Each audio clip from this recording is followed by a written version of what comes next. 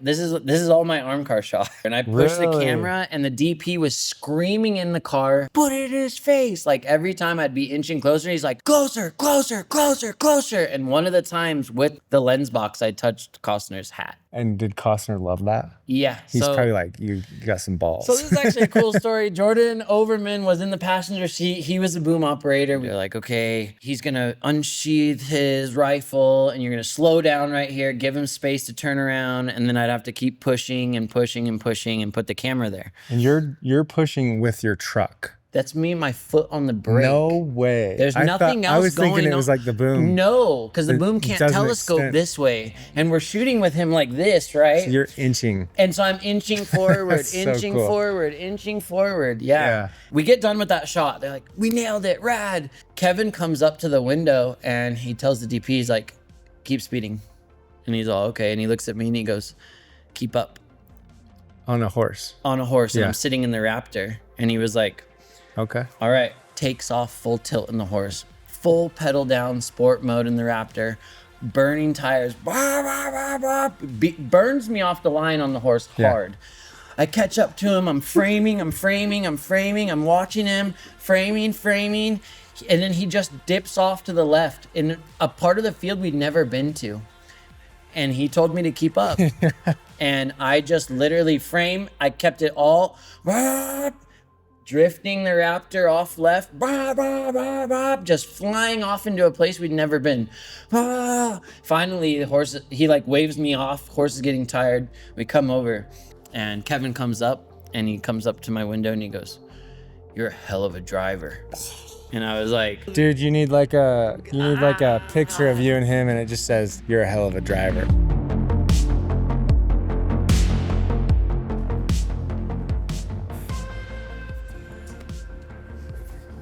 I know I want to talk, but I'm like, let's just save it. Let's just save it. I know, right? I like it. We can just make that content.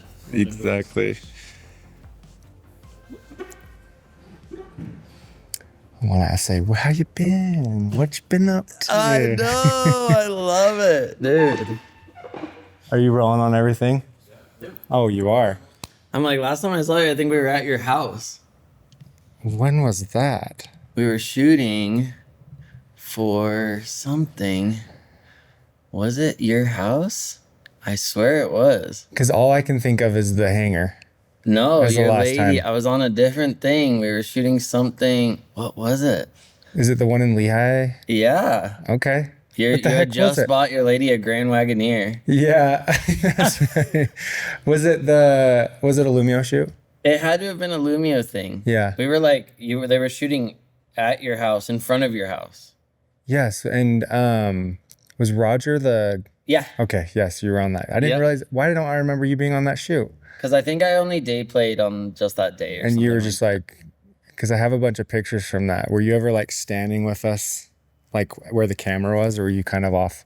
Okay, I'm remembering. You guys were off like in my driveway. Yeah. Yes, okay. Yeah. That was such a hectic couple of days. I'm like, what was I even doing? I know. I don't even remember. Because I'm like, we didn't do any rigging or anything. What was my role? Yeah. Yeah. Well, dude, thank you for coming on. First of all, is it Damian or Johnny? It's Damian. Okay. That is a very, very, very common question and misconception. In my phone, you're Damian Johnny Bones. Okay, yes. That's perfect. What's your last name? My last name is Garcia. Okay, Damian cool. Garcia. So Johnny Bones is your alter ego. So that's a common misconception. Oh. Yeah, Johnny Bones was... It's funny because this is like... It's common and I haven't explained it enough on social media. I did a long time ago. Yeah. I made like a video on it, but it was my brother's name. I was gonna say, this sounds like it's a big deal. Yeah, it was my brother's name that passed away when I was 19. No way. Yeah, so it's funny because like people have such weird, I don't know.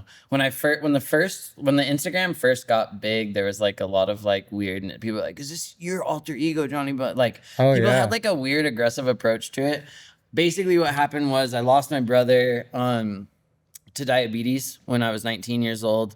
And when I moved to Salt Lake City, I got back into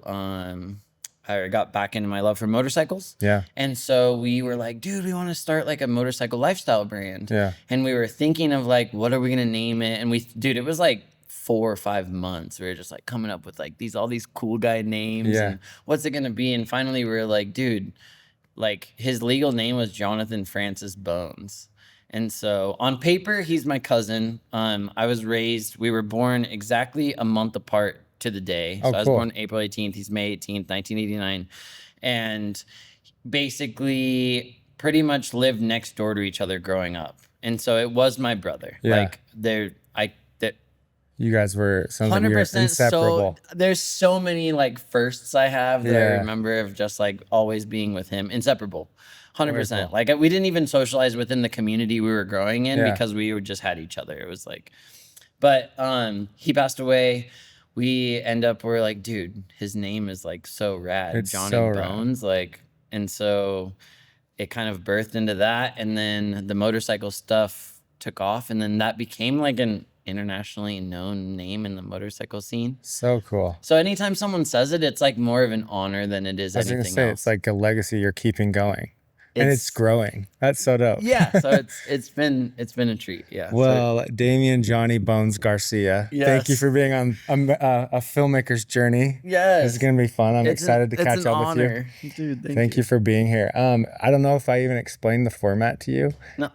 Dude, you're just coming in, just ready to have a conversation. 100%. I typically do that and I totally forgot. But all it is I want to hear about where you're at currently in your career.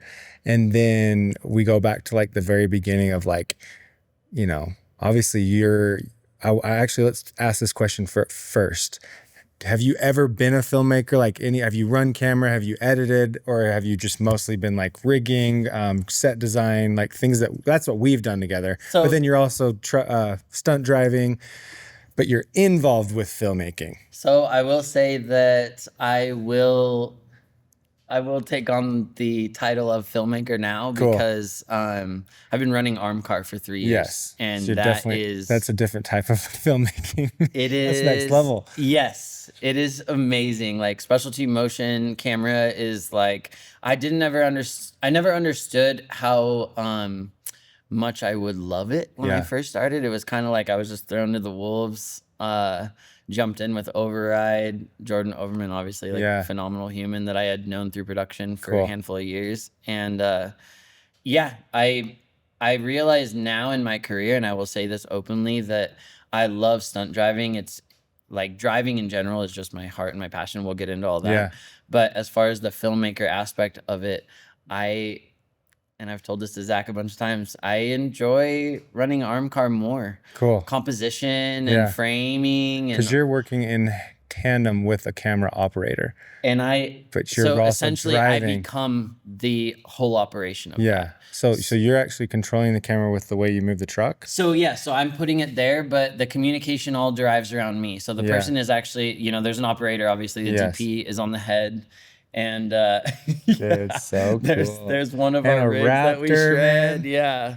That thing Big fan. Ooh, yeah. Like what a pleasure to rip that. That is my second favorite Arm Car that we have. That's so me and cool. Larry Chen. If you're in the automotive space, it was an honor to work with him. And he actually made this post about us, which was really, really cool. He's super, super well known in the automotive world. Big, like, corporate Toyota photographer. Like, yeah. I had no idea. That's so cool. So that's a perfect segue into what you're doing currently in your career. Like, what is Damian up to? Like, what are you doing in all aspects of your career right now? So right now, things have taken off huge. I think it's like a year and a half now. I was tafted into SAG. And so, I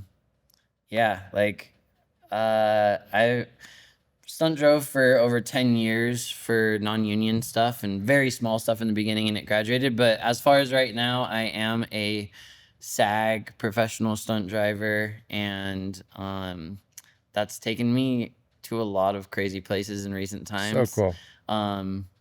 Even still, like, there's some stuff that I can't talk about right now, but basically moving into the major motion picture space. Very cool. So do you have an IMDb?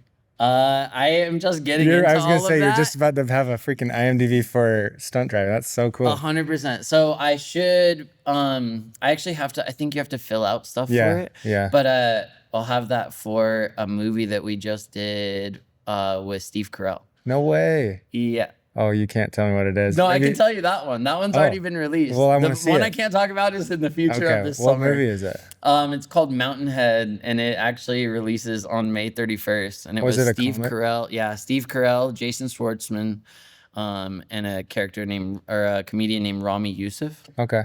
He's like up and coming, super famous dude. Very cool. I stunt doubled him No way. and then did stunt driving for the movie as well. So cool. So, and it was a comedy. I'm sure it was hilarious hanging out with them. It was, and it was so funny. I actually, Oh, was it set? Yep. So, I love Steve Carell. Man. Who doesn't though? dude, it was so funny. So it was actually really beautiful. Like we were talking on set, and Steve was an amazing person to meet. Jason Schwartzman. There's actually a scene in the movie where he is. So if you go back, actually, just go back to where they're walking up. There's a scene. Start from there. Right there. Okay. That's actually me. No way. Stunt doubling the character. Hike. That's the top of Snowbird. He just didn't want to hike. No. Honestly, I think contractually, HBO wouldn't allow them to do a lot of stuff. Okay. So was this any of them, or this all? It was the next part you see is them, Yeah, but yeah. that's me second to last right there. This actually right here, I believe is that actually might be them. But yeah, we did a whole bunch of scenes just like this. That's obviously them, but Yeah. that's who I was doubling as Rami Youssef, the other dude. Yeah, we got So hired cool. on for it, and Frank Bear, who's a stunt coordinator, I'm not sure if you worked with him. No, I haven't. He's rad. He's been around forever. He's local. Yeah, Nice. he's local. He's been in the game for a long time. He brought us on as stunt drivers, and he was like, hey, we're gonna have you do all these executive stunt driving scenes because we were gonna be the driver. We did actually. We were the drivers for the millionaire. It's a bunch of billionaires, and so they get brought to a house up by Jordanelle, which is this $65 million mansion. It is the most expensive house sold in Utah. Yeah. It's a 7-story mansion that used to be owned by the owner of Red Bull, and then Wow. I guess it's owned now by some cat food owner or something like that. I don't remember exactly, but he hit us up, and he was on the phone with them, and he's like, "Hey, can you do me a solid? I know you know a lot of people.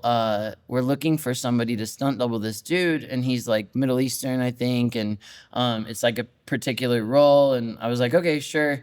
And he sends me a picture of the dude that I ended up doubling, and I was looking at it, and like, you know when people say you look like somebody, and it's kind of like you're always like, yeah, no, I don't see it. Yeah. I was looking at a picture of this dude, and I go, Frank, I think I kind of look like this guy. That's so and yeah, He's like, good. I was hoping you were going to say no, something. he goes, no. This is what he says. He cracks me up. He goes, no.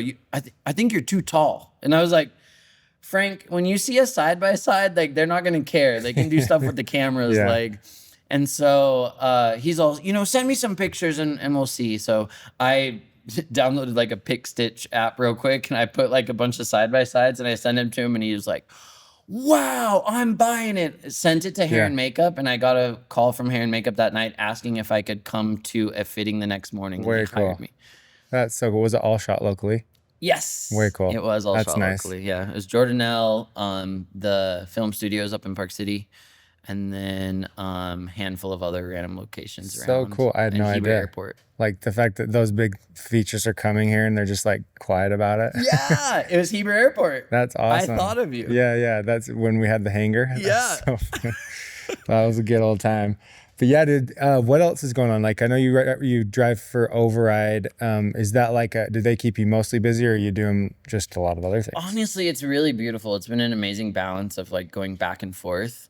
When it's, obviously our career can be a little bit turbulent with, the temperature of what's going on, or it's just, it's been beautiful for me because when Override has been slow, I've been supplemented with the blessing of stunt driving and vice versa. Yeah. And then, the Override stuff has been phenomenal. It's honestly afforded me and Zach, my best friend, who's also a stunt driver, a lot of different roles with stunt driving too. Because now I'm like, oh, we're getting a, you know, an arm car job. And I'm like, okay, do they need a stunt driver? And we have basically an in-house between me and him. Cool. So then we fill those roles. Yeah. And you're, let's not breeze over the fact that you're an incredible drift driver. How do you call it? What do you call it? I Drifter? mean, drifter is a funny way of saying it. Like this is the stuff that I keep seeing on my feed. I'm like, holy crap, dude. Yeah, that's this video I haven't released I have a new edit that is with clips from this, but And I'm pretty sure I was just watching it. It's a sideways one, right? We'd have to flip the phone. yeah, no, that's an even different one. I haven't released this other one yet. Okay. That right there is like 85 to 95 miles an hour, the entry. Like, I'm super proud. That shot right there, I'm super proud of. Like, dude, yes. And just to huck it one way and then whang, commit. Yeah, it's honestly. Dude, I've drifted in snow. Yes, that's where I came from. Yeah. And so when I made the transition into you know, street stuff, it was this is my buddy Corey. This is actually like a combination of like my two worlds. Yeah, So motorcycles and cars. Yep. So the Harley thing was that's how I got into all that stuff, or that's how I got into stunt driving actually. But yeah, the drift stuff has been, it's been amazing. I got to travel all over the country multiple times they do a thing called Drift Week. Basically you have to take these race cars, essentially make them worthy enough for the street. A lot of people don't even register their cars. Yeah. But it's 50 invite-only drivers from across the world. And you basically have a starting point and an ending point. And between those two spots, there's about 7 tracks. And you can't have a trailer. So you have to drive the cars on the street from track to track. Really? And between tracks could be 2 hours. It could be 14 hours. And so you're only allowed to bring a passenger, whatever you can put in the car. And that's just part of the competition, is how you can get there. And it's not even a comp. It's more of just like can you do it? Yeah, like people are always asking me, they're like, so like, how much money do you make doing that stuff? And I'm like, it's the exact opposite. It's the most money I've spent in a like confined amount of time. It's anywhere from like 10 to 20 grand for 14 days. Gosh. Do you win anything at all? No. It's just it's just like to say that you made it to the end. Yeah. For me, I did it more in the beginning of like my drifting career. Yeah. And so what it did was it afforded me, he tells you too, you have the opportunity for like 90 to 110 hours of seat time on track within 14 days, which is unheard of. Like, and it's all at tracks that you would never be able to drift like in a span of 2 weeks like that. Yeah. Like sometimes these tracks that he's getting us into are like, they drift like once a year, if that.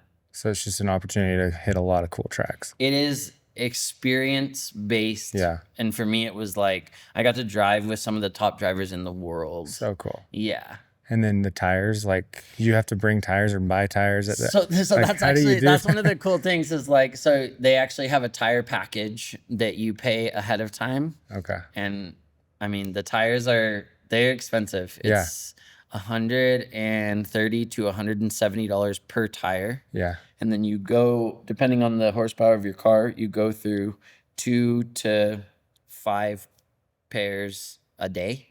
Jeez. Oh my gosh. Yeah. And so some of the tracks, surprise me. Basically though, they pay a package at the beginning and then they have these like 60-foot trailers that they bring and they're just full of tires. Cool. And so you're allotted X amount that you buy in the beginning. They bring based on how many you think you're going to need, and then they bring extras because people burn through more or less or whatever. But yeah, they bring them to each track. That's crazy. Yeah. And then you get a group of people within the, you find within the Facebook group, you find like your niche people who either have the same car from the same area. Yeah. And you get Airbnbs that are near the tracks. So you stay with this group of people that you know. Cool. You travel in like 6 to 10 cars. And then, yeah, it's really cool though. You roll into town and it's like, you go to a dinner spot and there's like 10 other fully built race cars just sitting outside, and like, it's so cool. You like take over these little towns. It was cool. The first one I did, I drove my BMW from Salt Lake City all the way to St. Louis, got a livery put on it at my buddy's shop, and then drove from there all the way down through Oklahoma. The first 2 tracks were there, all the way around Texas, handful of other tracks, and then yeah, we ended up coming back through New Mexico, Moab, and Salt Lake. That's amazing. And I remember the car you brought onto set is that black one. Yes. And that was what brought the questions. I was like, what is this? Is this legal to drive on the street? Cause it was like totally just like almost gutted. And I remember you passing me on the freeway too. And I was like, what? Actually, go back. It's like, this one down here on the left. Yeah. I was like, who? It didn't even have a hood on it. I don't think, or maybe it did. It might not have had a hood. I just remember before I knew that was your car, you were driving past me on the freeway, and I'm like, what is this? And then you're like, what up? I'm like, holy crap. And then we started each other on set. Oh, yeah, in your Raptor. Yeah. We were on our way to set. If you go back, there's a picture of it with no hood, actually. So if you scroll down, that's all that stuff in Texas there. Keep going. Right there on the left. Yeah, that's exactly how it looked. Yep. If you scroll to the next picture, I think you can see it a little bit. Yep. Well, that's that car had been through the ringer. And I drove that thing. That's a caged 328 BMW, and I drove that all over the country. So crazy. Yeah, that's amazing. Super fun. Well, dude, you got a lot going on. Now what I want to do is just dial it back. I want to go back to the beginning of whatever it was that sparked your interest, and it sounds like it started in motorcycles, but like I want to hear this journey from whatever it was all the way till now, and how you kind of got into each, I guess, area of your life. And then what I'm going to do is just continue picking it apart and have questions as we go. But take me back to that first spark. Did you like say, I want to be in the movies, or were you just like, I just want to do crazy stuff? It was really funny, actually. I always felt when I was a kid, I didn't know what it was. I just had this overwhelming feeling since I was a child that I was going to be in some sort of limelight situation. And I didn't understand what it was, but I always sort of like just believed that in myself, that like, okay, like I think that I'm going to be famous for some reason. And I wasn't like, I mean, obviously when you're younger too, it's like, I mean, I had natural struggles with like fitting in with my peers when I was younger. My family was more blue collar than where I grew up in Lake Tahoe, California. And my family was from California proper, and I lived on the Nevada side, and I grew up in sort of an affluent ski town. Okay. And so my family was very car oriented. It was always automotive. Like, to put it into perspective, I always tell people, like, I was raised by my grandparents mostly and my mom. But when my grandmother beat breast cancer, my grandfather was like, you're the strongest woman in the world. You get to pick whatever car you want. Oh, cool. And it wasn't that we were like super wealthy. Yeah. It was like, this is a testament of my appreciation and love for how beautiful of a person you are. Yeah. You get whatever car. And like, and she was amped about that? Like, that was like the best gift ever? Ever. That's so cool. And let me just paint the picture. She's 5'0". Yeah. And she chose, this was in 2003, she chose a yellow Hummer on 35s with beadlocks. That's amazing. like she was an actual badass. Yeah. She was just a fiery person. She taught me the definition of tenacity when I was a kid. Cool. Like, that's burned into me, like, to be tenacious and to really go after what you want. But it was always cars. So I grew up in Lake Tahoe, and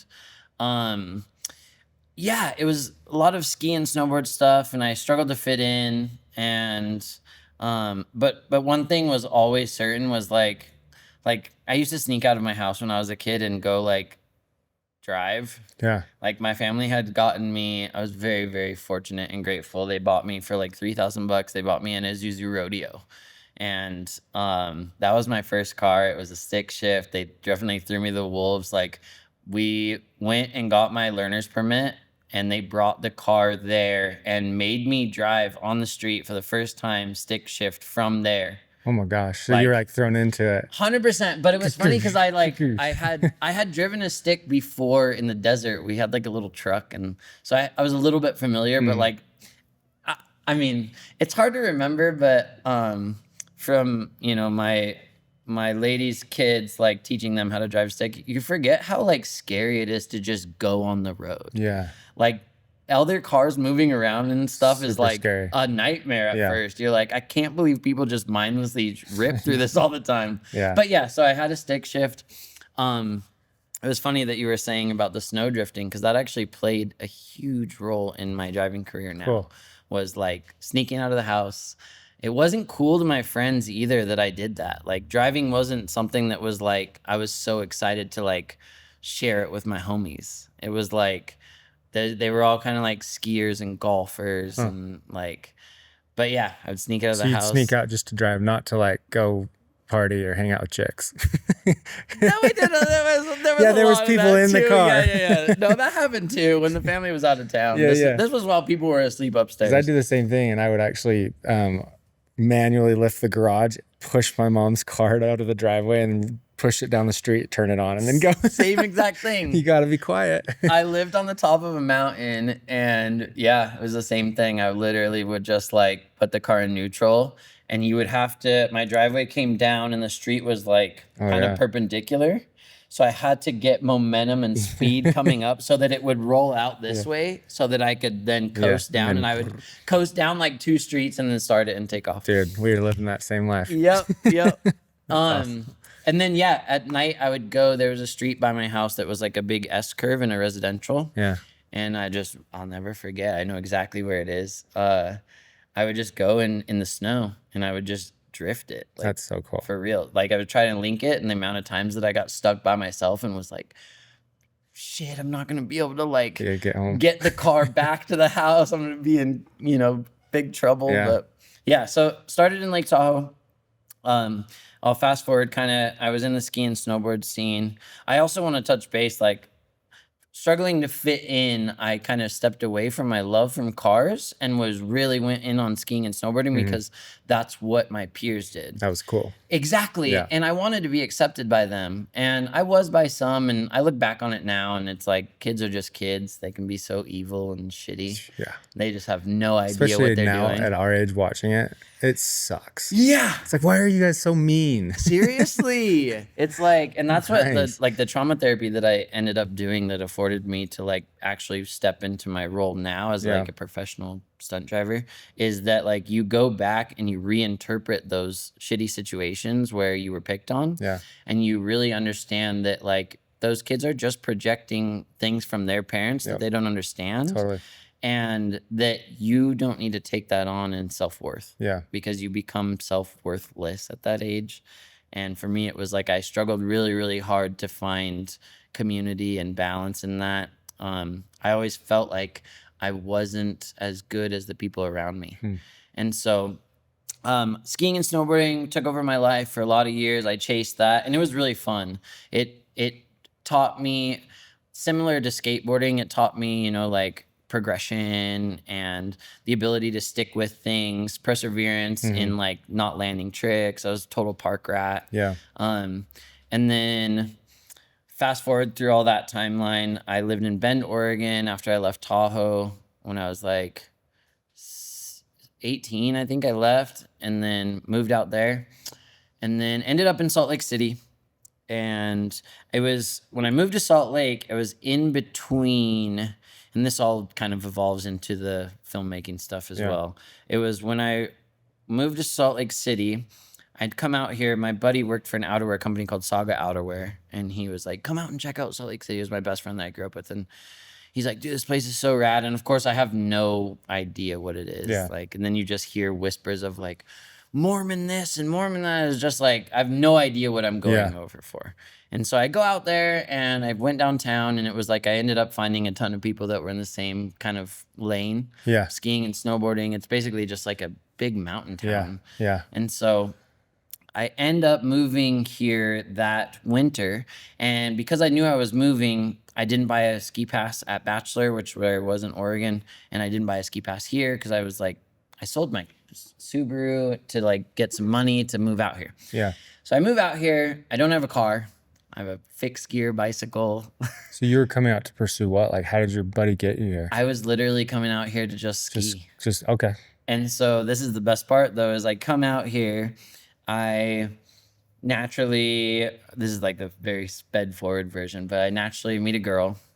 She has a motorcycle, introduces me to a bunch of motorcycle dudes, and those end up becoming my best friends. And I was like, well, my chick has a bike. I have to buy a bike. So Otherwise, you're riding bitch. yes, exactly. And it was cool though. She let me rip it all the Yeah. time. I'd never ridden a motorcycle on the street. One time I had actually, and I got off of it and told my dad, I was like, don't let me ever do that again. It was Yeah. a sport bike. Yeah, that's I cool. went 140 the first time I ever got on the Jeez, motorcycle on the dude. street.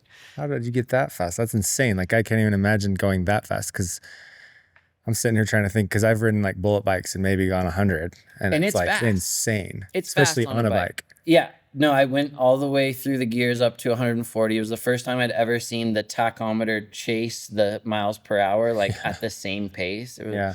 whop, whop, whop. Jeez. And I looked down, and it was funny. I was so unaccustomed to what that was. I didn't duck behind the windscreen. And when I hit about 100, I remember my helmet was like ripping back. Like I had no idea what I was doing. I also didn't have a shirt on. I was working construction. My stepdad just brought me this bike. He's like, look what I bought, CBR 600R.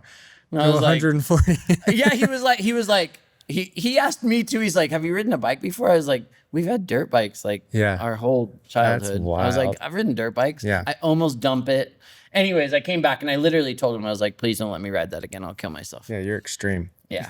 I got a little yelling at you. Just always have to do everything way too extreme. I was like, okay, I don't want to do that. Sounds like me talking to my son. It's Yeah. like, dude, slow down. Yeah, exactly. Like, why does it always have to be like too much? Oh, it's funny. But yeah, so anyways, got my first motorcycle. Weirdly enough, was riding her bike when she was at work. Something happened with it. The petcock was leaking on the exhaust. It caught fire and literally burned to the ground before I finished building my own bike. So I felt so horrible. This was like her baby. Yeah. She had like this was like the third iteration of it. They had built it, yada yada. So I ended up, I was like, I'm so sorry. I gave her the bike that I had put all this money into that wasn't built yet. And it was this very similar spec. And so one of our friends in our group named Dewey, he literally was like, that was the nicest thing ever. Like, that was super selfless. I have extra money. I'm going to put $3,000 towards whatever motorcycle you want. And $3,000 could have been $1 million to me at this time in my life. I was like, what? And so we found, my buddy was like talking to me. He's like, you should get a Harley. You should get a Harley. I was like, I don't know. It's not really my style, blah, blah, blah. So they end up talking me into it. He puts $3,000 down. I think I put $1,500. I was working at Red Iguana at the time. Nice. In Salt Lake? Yep. Heck That was yeah. my I've first been there job a when I bunch of came times. here. Yeah, my first job was Red Iguana. I was a When server was there. that, dude? We may have, because I worked literally across those train tracks Really? in a building, like an industrial building. So anytime there was like a birthday, we'd go there. 2012, 2013. Dude, you were a server there. Well, I was going there because I was there for like 6 years. So we went there a bunch. Okay. Crazy. Yep. And I didn't hear you say you're born in 89. Yeah. I'm 89. So we're living parallel lives. There we go. There we go. Yep. So I was working there at the time. Yeah, I threw like $1,000 or $1,500. We went to somewhere over here in Utah County. It was a police officer. It was his like little baby that he had. It was funny because we were pretty rowdy on motorcycles, and then we'd go to a cop's house and buy my bike, and it was kind of this big joke. Cool, yeah. It was pristine. It was gorgeous. It was green, Sportster.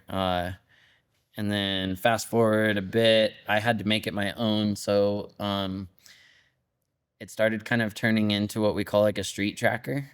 And I built that bike kind of based around riding dirt bikes mostly. Mm-hmm. So it ended up becoming like there, there it is. That's the bike right there. Yeah. So it's the one, right there in the middle, drifting that there. This was like one of the later renditions of it. And then you putting her down. Yeah, 100%. Yep. Like we shredded hard on those things, but it was very uncommon at this time. That there was another dude, the left there. Yeah, down one. Yeah, right there. This is a dude called Rusty Butcher. I got to go ride with him in California. That's me on the left, him on the right. But he was the only other person that was really doing these like jump, drift kind of Harleys at the time. But yeah, I started building that bike, and what got me into the world of production at all was I had gained a following based around building that motorcycle.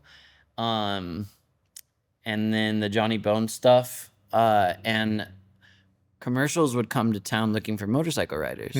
And we had done so much car to car stuff because we were shooting our own stuff for our brand.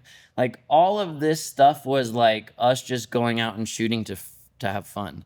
My best friend Dan Salmons was an aspiring photographer, and we would just go out and shoot together. And he wanted to be a professional photographer. I didn't know that I wanted to be like a professional anything really. Yeah. I wanted to be a professional partier, I guess. And like own a clothing company, be the face of it, not have to work, sell merch. So many people in that era, I remember. There's jumping that bike, like so cool. But what ended up happening was that I would get hired for motorcycle commercials. Yeah. And it happened pretty frequently. And I was always super familiar with shooting because, you know, my best friend would be hanging out of the back of my sister's like Impreza, like out of the trunk. Shots. Yeah, like snapping shots and doing car to car. Like I was so familiar with that. Yeah. And for me, it was always like, how close can I ride to the camera? What can I give the camera? It was always like a showboater. So cool. And so... And how would you get those gigs? So people, because I had the following, a lot of people knew my name in Salt Lake City around motorcycling. And that's actually a crazy picture on the left. That was when my motorcycle got recovered. It got stolen from outside of our house. And because of Instagram, we posted it and it went viral in the community. And we found out where it was within 8 hours. Wow. Yeah, we came and waited for the guy to come to the bike. It was just sitting just like that on the side of the road. Came out, he saw me, recognized me, and because he had like poached my house. He saw me, recognized me, act like he didn't see me, and walked the other way. And the cops were already on their way because we knew where the bike was, and they went down the way and arrested him. Whoa. Yeah. That's amazing. Because of Instagram, I got to get my bike back. That's so cool. But yeah, so I would get called for these motorcycle jobs, and it was funny because, you know, we were doing wheelies and Harleys and jumping them. Yeah.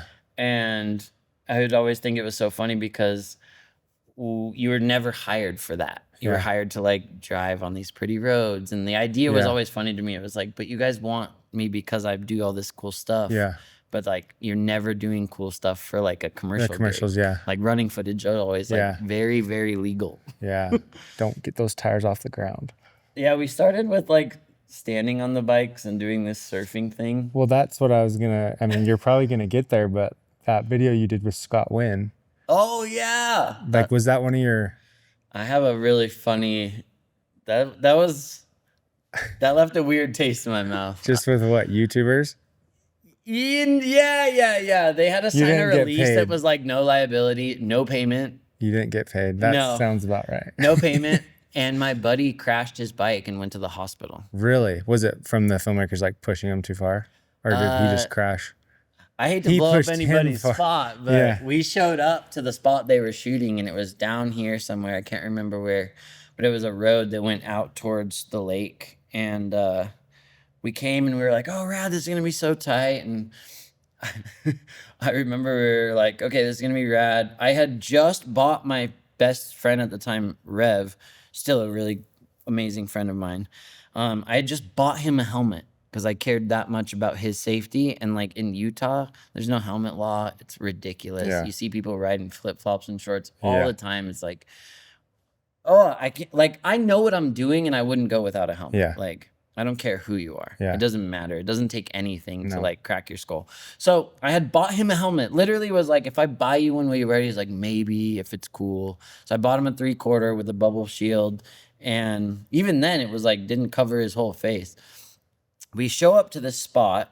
That's so funny. I can't believe you brought that up. It's motorcycle surfing Scott Wynn, I think is what it's called. Oh, man. Because you brought that up when we were hanging out. And I was like, oh, that was you on that bike. That is so funny. So he actually didn't end up using a lot of our stuff. I think he felt weird. Because of the situation? That he had crashed. Yeah. It was a really traumatizing thing for me in my motorcycling career at that time.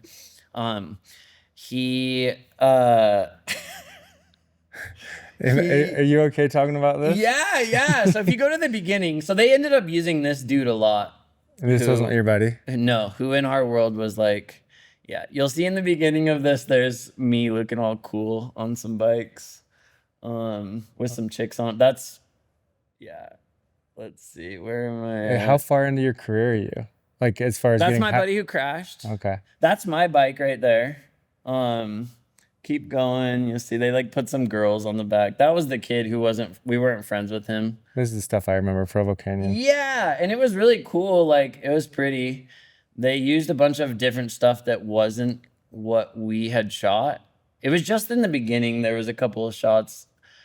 It was one of those roads. Actually, it might be coming up. Oh, there I am.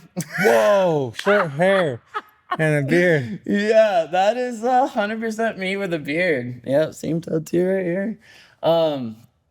Basically, we showed up and we start like sessioning on this. That was from the day. Right there in the back is my buddy Rev in the white helmet. That's the white helmet I bought him. I'm on the left. Yeah.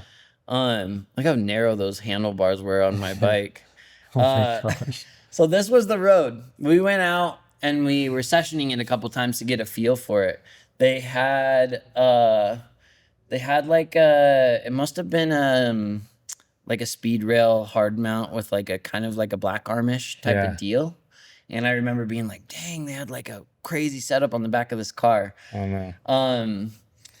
And we were doing some test runs and there was a big bump in the middle of it. And every time you'd hit this bump, your feet would come off the seat when you were standing. You can see the road is not chill. Yeah. That is not like, we're starting at 65. And just coasting. And then coasting. Yeah. And so we go and we were like, dude, that bump is kind of gnarly. And we were talking about it and my buddy was like, yeah, like right here, if you stop right here, that fence line right there. So we're ripping it. And it was me leading. It was my buddy behind me on the main shot, me right next to the camera. I think a kid was next to me and then my buddy was behind me. And we did it. We came off. We were both like, dude, this is kind of gnarly. We go and talk to, I don't remember, Steve or whoever was the dude. Scott. Yeah. Sorry, the YouTuber dude.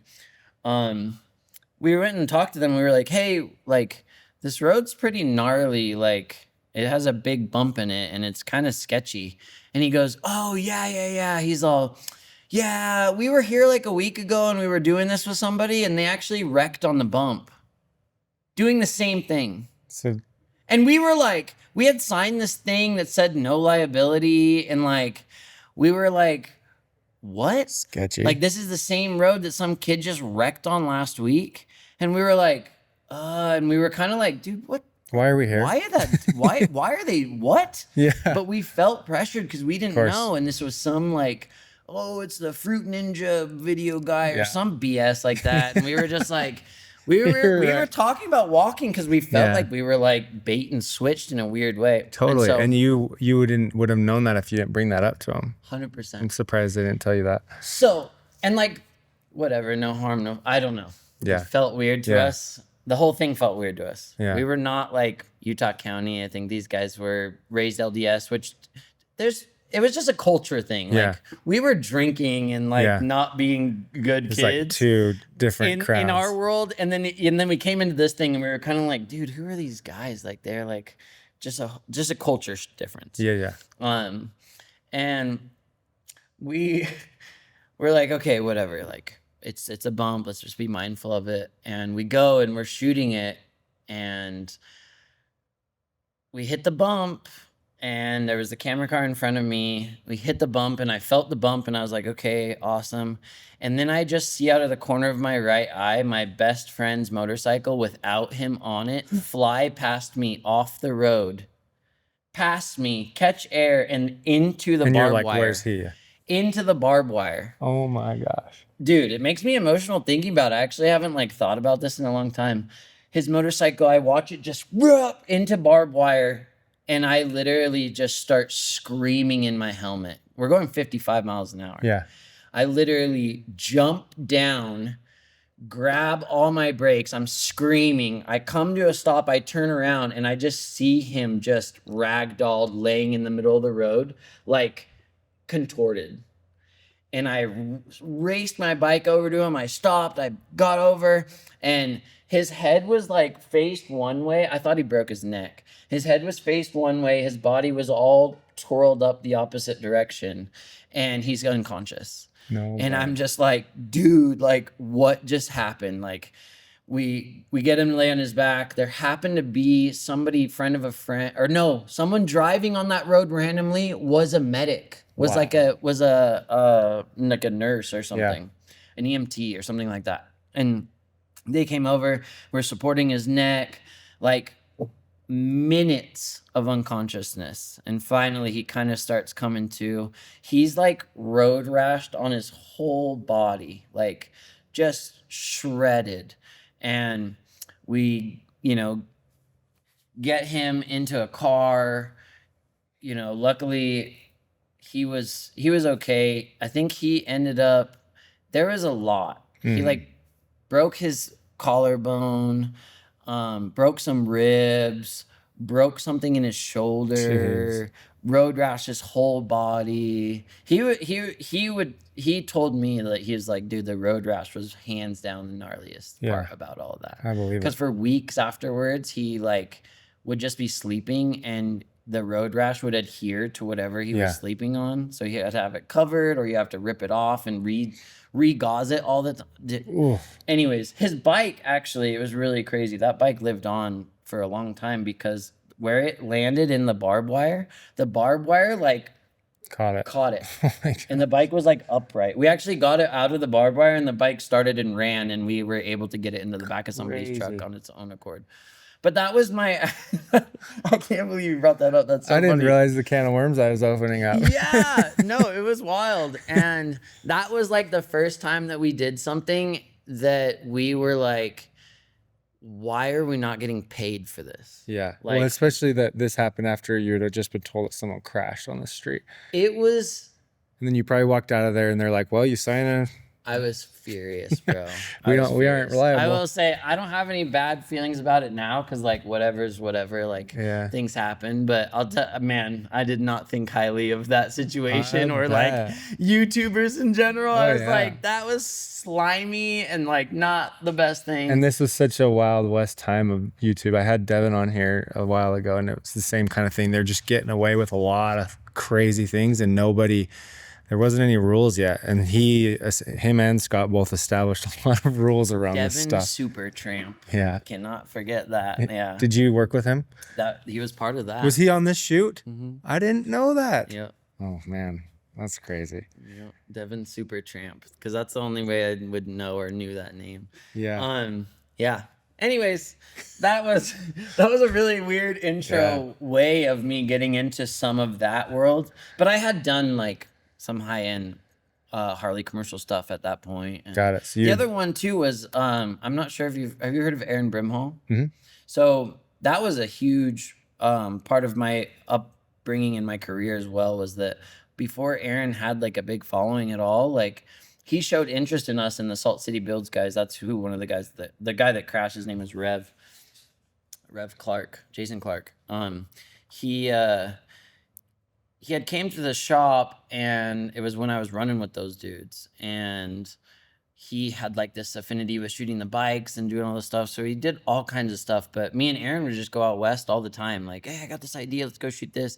Hey, I go shoot this. And then some of the stuff Aaron shot, like I got asked by Harley if they could use it on their page. And it definitely was like a big initial push, because then Aaron started getting bigger, and then I would do stuff with Aaron, and it helped put attention to my page. Yeah. So a lot of my growth also happened from Aaron and I just being collaborative. Super cool. It used to just be, we would just be like, oh, I got this idea, let's go shoot this spot, or there's this random jump, or there's this dirt spot that like your bike's gonna look sick.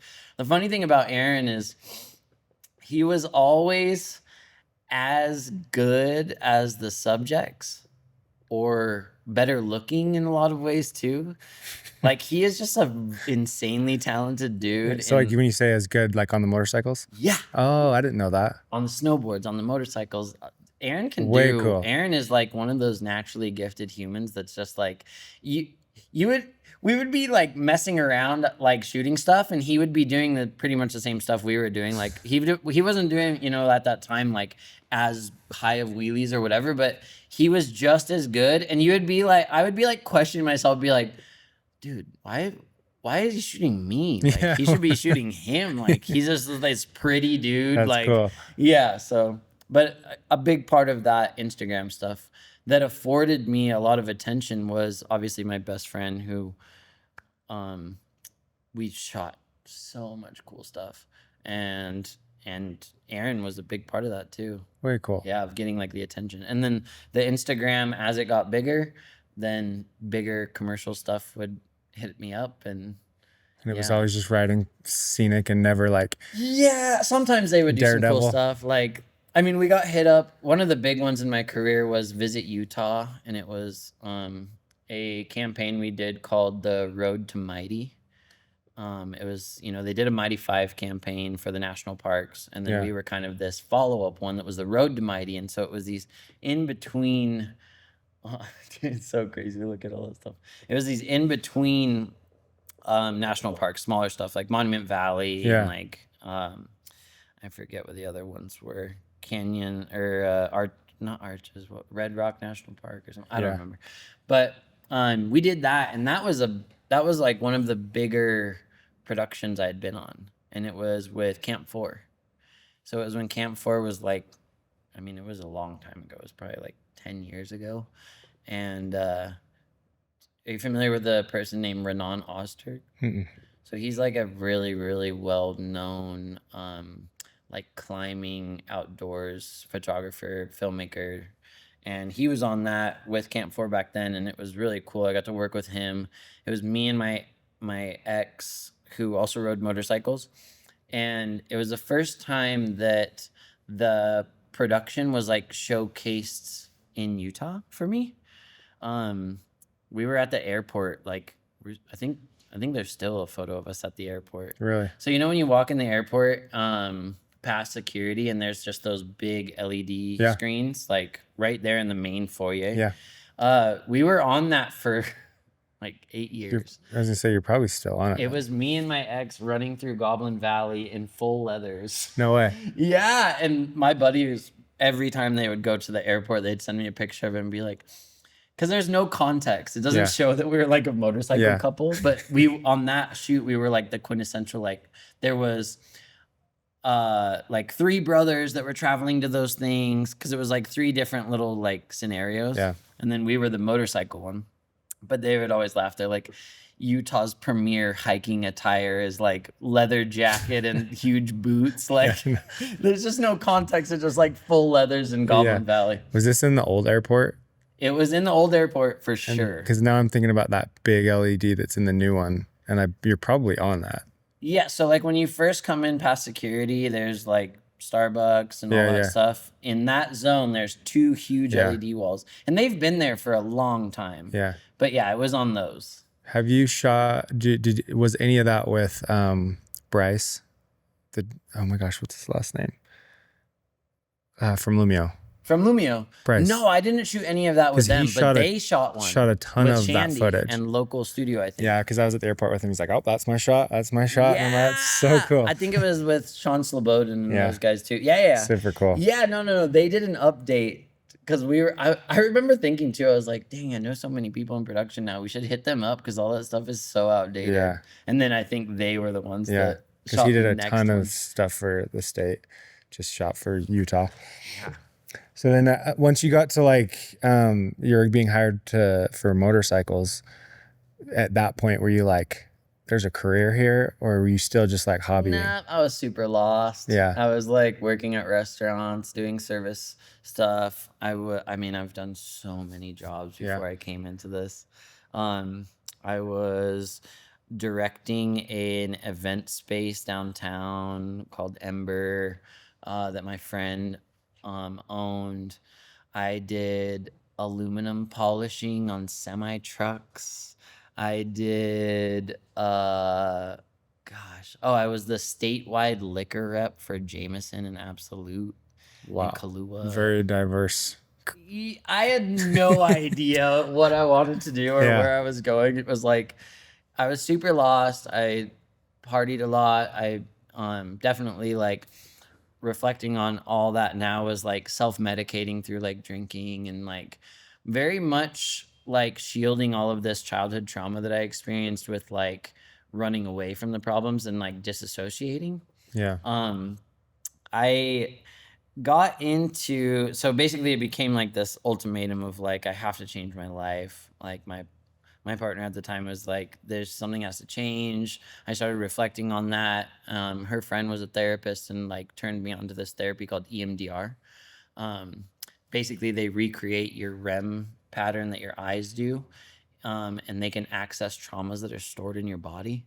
Wow. Yeah, so when you have a trauma, basically your brain is like a security system, and when something is overstimulating, your brain says, this is too much. We can't process it because we don't know how to interpret it. It's like too high on whatever, like it's overstimulating, and it actually bypasses your normal way of storing memory and stores it into your muscles.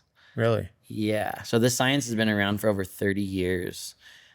Way past its 30 year in the medical field, which is like a barometer for like legitimacy. Yeah. And I'm a total nerd about trauma stuff because it totally That's changed amazing. I'd my never heard of that. entire life. Yeah, so basically they do either a tapping or some sort of sound that actually recreates the stimulus of you having REM, but you can do it consciously without having to be asleep. And so you're like dreaming awake? I've heard of that. Yes. Where you're like not asleep, but you're like. So you go into this basically almost like a hypnotic state, and you focus on a part of your body where you just feel like you have this innate feeling. For me, it felt like TV static is the best way I could. Yeah. It felt like TV static in my body, and I would check in with it. And over time, when I got comfortable with my therapist, I was able to tap into that. And it was like I got downloaded into the Matrix. It felt like someone plugged in my head and I went into boom, a lucid memory. And all of a sudden I'm like laying there. I start bawling in real time. And it was this traumatic thing that I had when I was snowboarding, sure enough, trying to keep up with the kids that I was with, and hit a rail that I had no business hitting, trying to impress my friends, cracked my ribs, landed on my back, and was air knocked out of me. And it was this thing we had been trying to figure out why this energy was in my ribs. And it was directly correlated from the accident on the rail. And I downloaded into that memory. She walked me through it. Okay, what would you tell yourself knowing what you know now as an adult? I said that none of this matters. You get really defensive for the child. Yes. Like none of this matters. These kids, because my interpretation was they were treating me like now we have to wait for him because they weren't my core homies. I was trying to like keep up. Yes. And so what would you tell yourself now?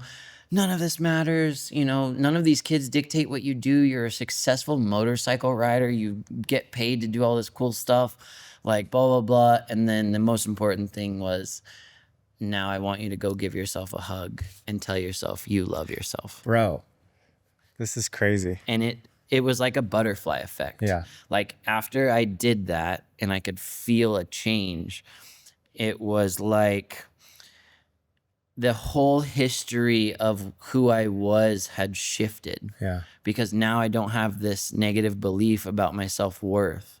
And a piece of that was healed. And I left there that day. I'll never forget. I drove an old Ford pickup and I left there. My therapist was in Park City. It was when I was the Jameson rep. I had quit drinking and was the Jameson rep. I had crazy anxiety, depression, because I understood that alcohol kept me from healing myself. Yeah. And here I am peddling it. Yeah. It'd be hard. Yeah. And so I left there and I drove down and I remember just feeling like, okay, like motorcycling in my present time is just what snowboarding and skiing was when I was younger. I'm trying to fit in. Yeah. Like I love motorcycling. It's a huge part of me. It always has been, but it wasn't like everything. And I had created an entire personality, an entire legacy, if you will, through the Johnny Bones stuff that had gotten big, and we had sold out of all of the clothes we ever made. Like it was a big deal. And I realized that it was for the wrong reason. Yeah. And I almost overnight stopped riding motorcycles. Really? And it took me a little while to figure out who I was, because I didn't know who I was outside of motorcycling and drinking. It was just kind of like, had no, like experience in that world. Yeah. I had made a name for myself being this like popular party dude and motorcycles. Yeah. And so it took me a little while to kind of find my bearings, but over the course of time, I fell back in love with, I had kind of been dabbling with cars again. And then once cars came back into the picture, I allowed them to come back and be really passionate about it. And that's when I built my first drift car and was like, okay, like, I feel like this is what I want to do. I watched this anime called Initial D. If you're into drifting, like, you know it very well, but it was the quintessential, like, you watch it and you're, as a car person, you're like, oh my gosh, they're talking about like actual car stuff, and like the way that it's, it's about a kid who has a really slow car, but he learns how to rip through this mountain road. And because his dad owns a tofu shop, this is like such a huge part of it. It's not Tokyo Drift? No, Tokyo Drift was a huge part of it. As much as that's funny, like Fast and Furious played a huge role in me, cool. Like being like, dang, like I really know I love that. Yeah.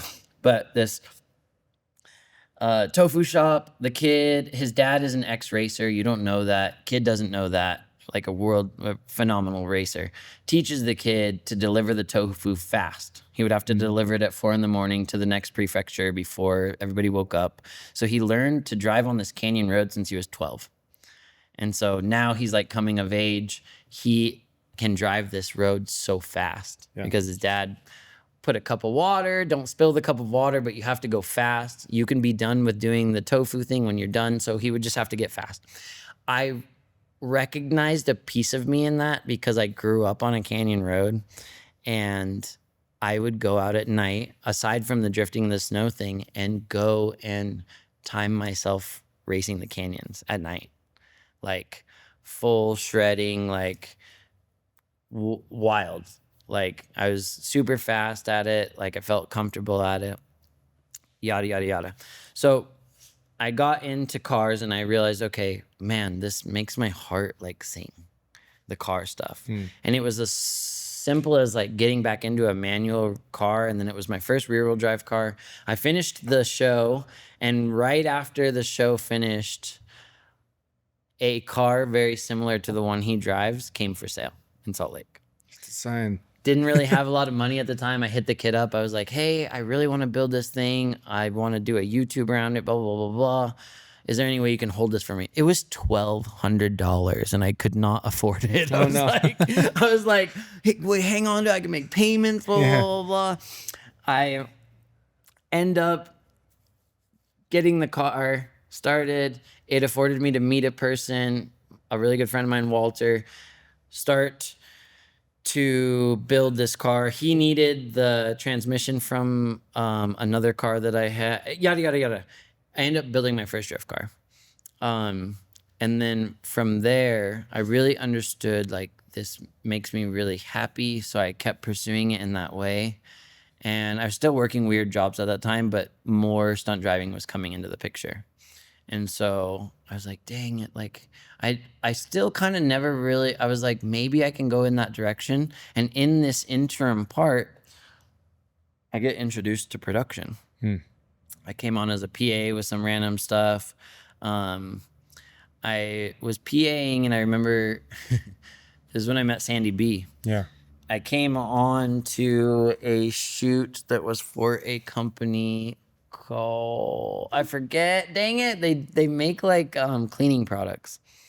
And I came onto it as a PA, and I was running around, and Sandy had asked me to help with a couple of things, and I was just tenacious. I was like, I cannot believe I'm making $250 a day, just like playing around on set. Because like $250 in the serving world was like that was like a good shift.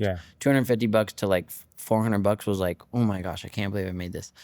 And in Utah, you don't make anything in tip or in wages. So which is change that. Insane. That is insane. Do better. Yeah. Do better. Utah. You have to try to make it on tips, right? yeah, if you don't make it on tips, you don't make it. Yeah, I've Like, heard about you it. My will. cousin did it for a while, and isn't like $6 and like less than that an hour. When I was doing it, you were making like $2.70 or something. Wow. Yeah. And if your taxes didn't make up for it, they would kind of increase it to like make up for the difference so that you weren't at like complete zero or negative. Yeah. So $250 a day was sick. Yeah, $250 a day was sick. I was bopping around. It was in my drift car. I was like running errands, and then Sandy came over to me and she was like, "Hey, we are going to steal you as an art PA." She saw that I was just like tenacious and like doing stuff, and because I was just helping, it was easy for me to help. I always loved putting out fires. Yeah. That's why I evolved into like an on-set dresser when I would work with them, because no one would want to be on set, and I'd be like, "Put me in." Like I want to be there when someone's like, "Hey, this stuff is all screwed up. Like we need somebody quick to like fix this because we're shooting." And I remember that. I appreciated it so much. You were like that guy I always looked to. I was like, Damian, yeah, like, I got it. Yeah, it's like problem solving. I love that aspect of it.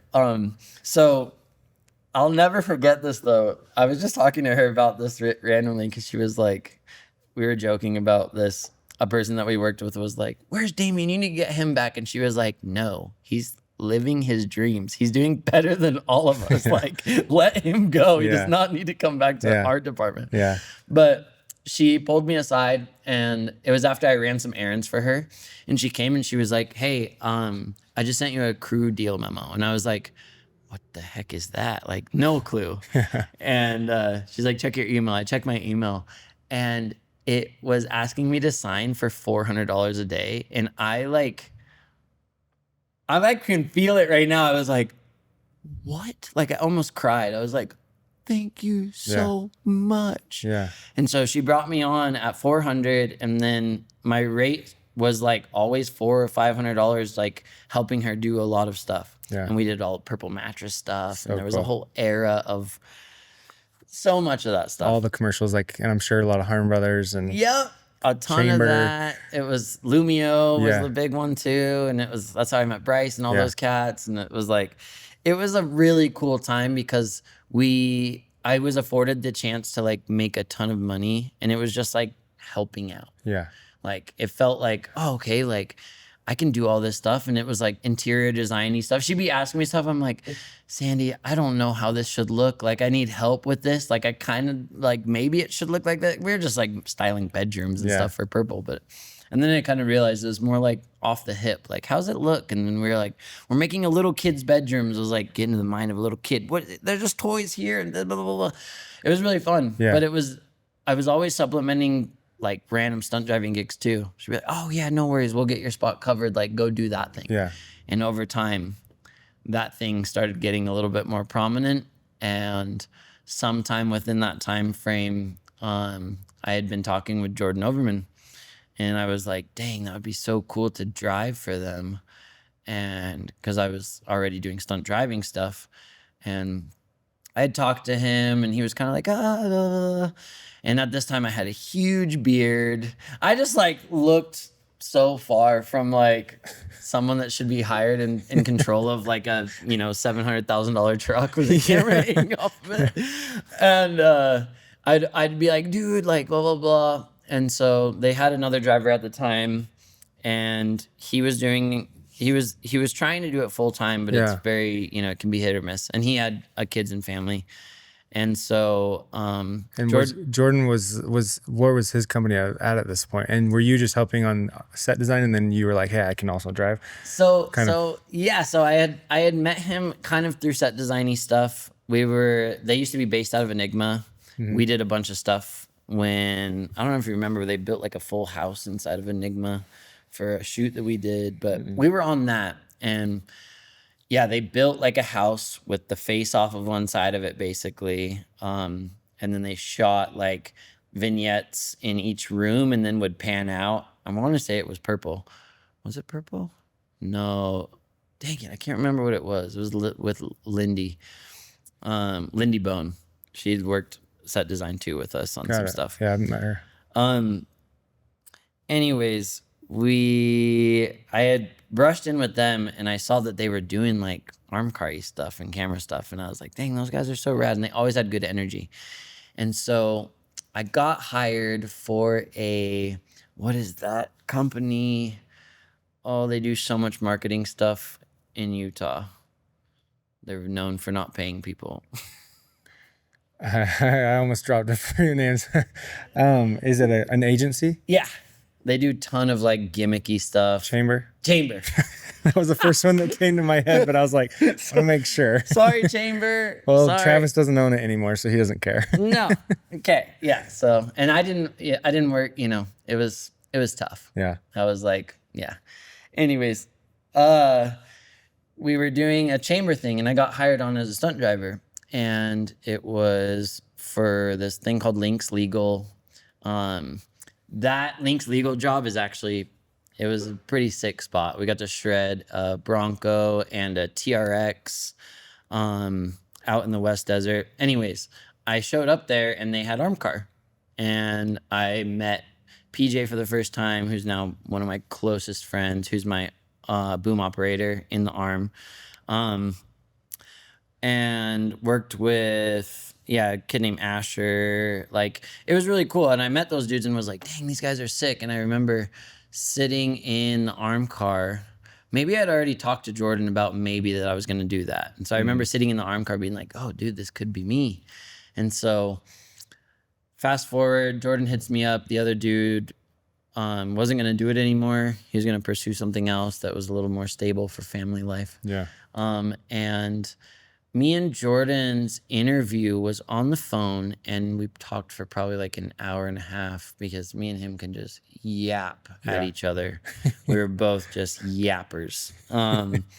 But the entire interview process was less about any qualification I had driving and more about how we wanted to change the temperature of what production looked like. Cool. Because I'd been on enough sets and seen enough directors screaming and yelling and all this stuff, even on car commercial stuff, especially at a high-end stuff. It was like, why does it have to be that way? Totally. And so his whole thing was, it's not about you being, he's like, if there's the difference between doing somebody who can do the job well and has an amazing temperament versus somebody who's the highest level and there's nobody better than him and he is bad attitude, I will choose the other person every time. And I was like, Jordan, this is like baked into who I am. Yeah.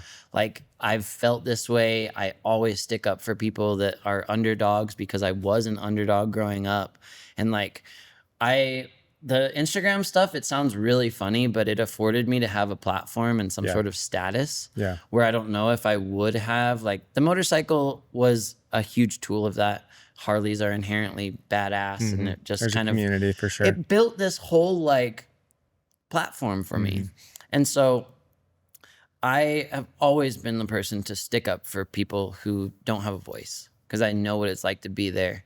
And so our whole talk was like changing the temperature, and he was like, I could not be more excited to like bring you into this role.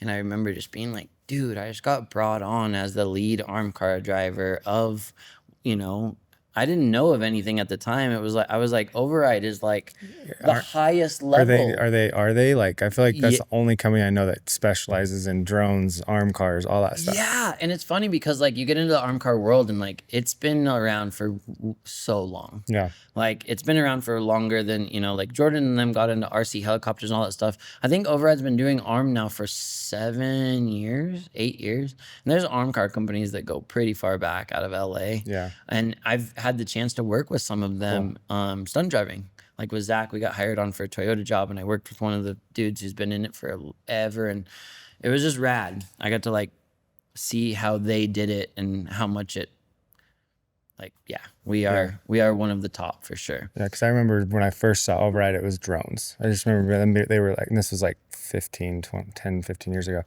and it was like all about, they were just really good at drones. And I had this like relationship online with Override, just being like, this is so cool, and commenting. And then I worked for Devin Supertramp. And then it wasn't until I was at a junior jazz game, one of my kids, and he's like, he came out, Jordan. And I hadn't, because like I said, it was an online, like I knew who Override was, but you don't know who Jordan is. He's like, hey, you're Tyson. I was like, yeah, what's up, man? He's like, I'm Jordan. I run Override. And I'm like, no freaking way. That's so cool. So we chatted for a bit about it. He's a super cool guy.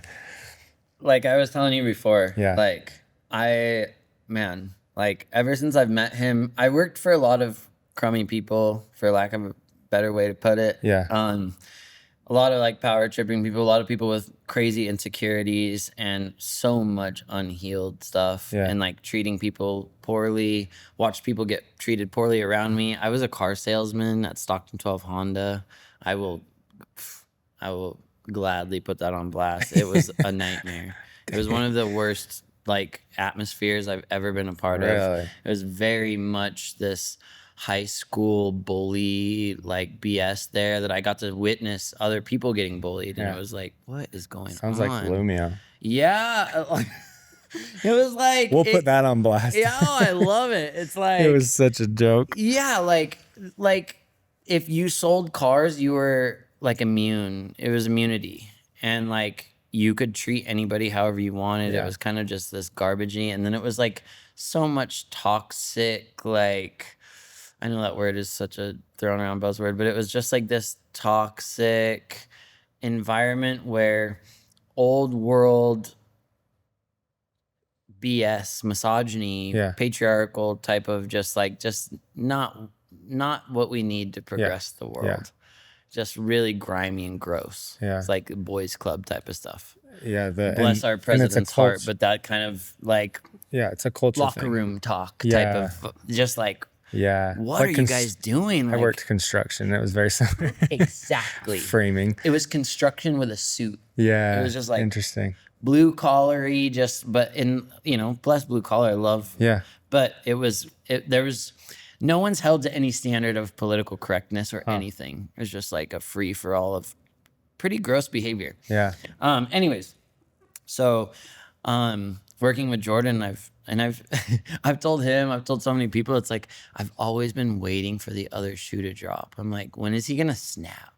When's he gonna like freak out and be overbearing or whatever? It hasn't happened, and I don't think it will. I've been with Override for a little over 3 years now.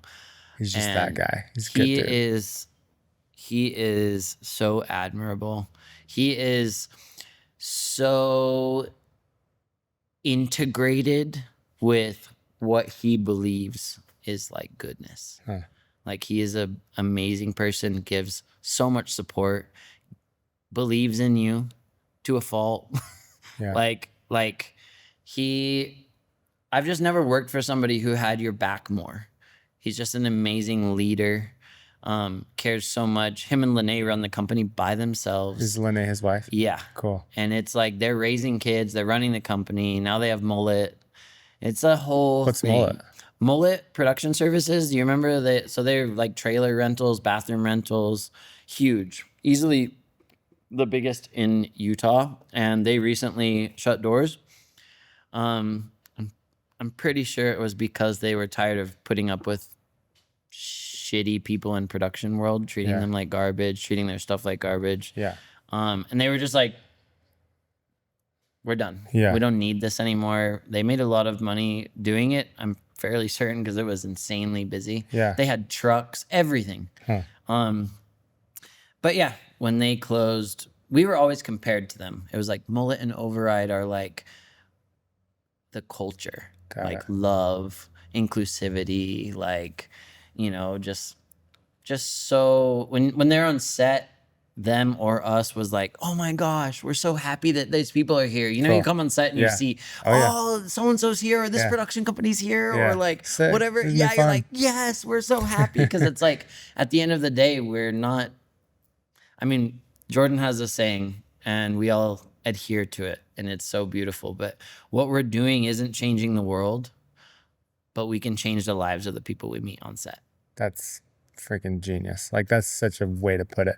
And I keep thinking of I've said this in other podcasts, the quote that Jack Murgis, have you ever worked with him? He's a super creative dude, but he came on the podcast and he said there's 3 things that he looks for in a person, or there's 3 things.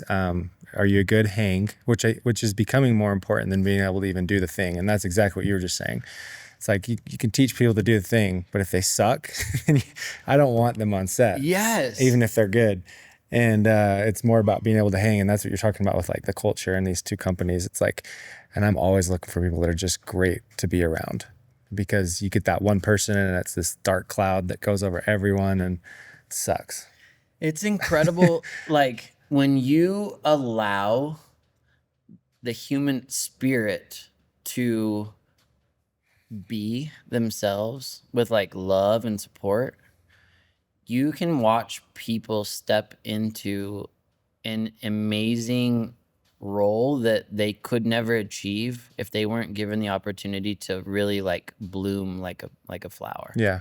And Jordan is that person where it's like he's given me the room within my driving career to like, there's no height, there's no limit, there's nothing that's stopping. He's just like, here, go and do your thing. I trust you and respect you in all of our roles. Yeah. There's no overbearing, there's no micromanaging. It's like when you feel like you aren't being hounded and watched over in your role, you make that role your own and you own it as the boss.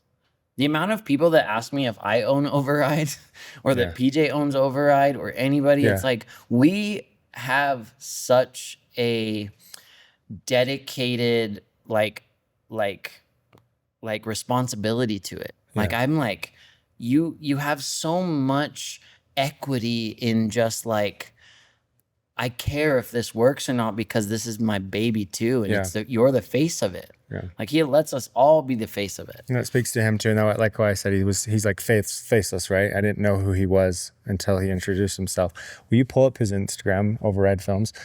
But I was going to talk about what you're talking about, and that's all true. But being a business owner, it speaks highly of you. And also, it's very hard to find people that you don't have to micromanage. Yes. So that's a huge piece. And that makes sense why he trusts you, because you are that person. And I remember you on set is like, yes, you're a hustler, and you're already doing things. You're basically in the director's head or the DP's head. You're already doing things before they're asked. And I remember seeing that with you on set. So yes, it's awesome, but at the same time, it's really hard to find people. Like this is the culture we have. Yeah. Like we had a sawhorse race at our work meeting. Like this is so cool. Like they set up tiny whoop FPV drones and raced them around the arm cars. How much is that Raptor arm camera? Like the entire setup, how much is that? So the moto crane itself, what? Like this is Override. Like we made this video when we came back from a huge job in LA. If you go back one, there's a video. I think there's a video right in the middle, up in the middle, right there. So this, so we can talk about the setups. This was we did. That's a Tundra that we have down in Cali that we built as well, but. So the Raptor setup is, man, the Raptor itself, I mean, Raptors are expensive in general. The R's are freaking they $150. Are, and I don't want to spill any beans, but in the future, I think there will be an R in our fleet. There better be. They are. It's They're elite. nasty on Zach. Those are elite. Zach's a big Raptor guy. I'm just a big Ford guy. Oh, so is he. I call him BFG, big Ford guy. Yeah. I'll join that all day. Let's see. So, the arm itself is, I think, 130. The heads we use range from 50 to 300,000.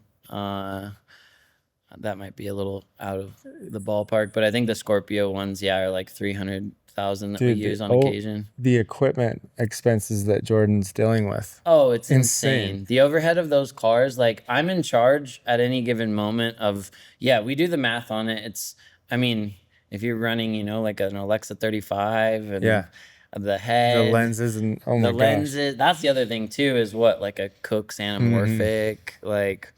It's funny that I even know these words because I'm so not a camera guy, but I've just been around it now so much. Is like you speak the language. Yes, so that's our Raptor. I would say at any time it's like, I don't know, probably Raptor. Blah, blah, blah. I'd say safely like 700,000 to $1 million. Yeah. Yeah, Doesn't like surprise me at full all. packaged And then out. your insurance is gonna be insane. Yeah, it's like the insurance stuff is gnarly. Ooh, this is a really good one. Go all the way to the left to the BMW. Click that. Oh, fun. Yeah. So this was a thing we did with Aaron Brimhall. Yeah, as I say, there's photo. Got the whole credits right there. So this car to car stuff was incredible. That was like inches away doing parallaxes and like jousting with that thing. That's a very proud shot of mine. That one with the car spinning towards the Yeah. camera. Like everything was insanely close proximity. That's my specialty. And Yeah. my favorite thing is proximity with the arm. Like when me and Zach do the dance together, we know each other so well and have driven so much together in that space that it's like, I know exactly what he's going to do. He knows what I'm going to do. That's the other thing that's amazing about working in the arm car. Oh, right here. So I actually three-wheeled it when we were drifting. You'll see. So do you see how close that was? Yeah. So there's another shot of me three-wheeling it. I think it's coming up here. I was drifting the Raptor and the front tire, the trailing front tire actually comes off of the ground. There's Aaron right there. No way, dude.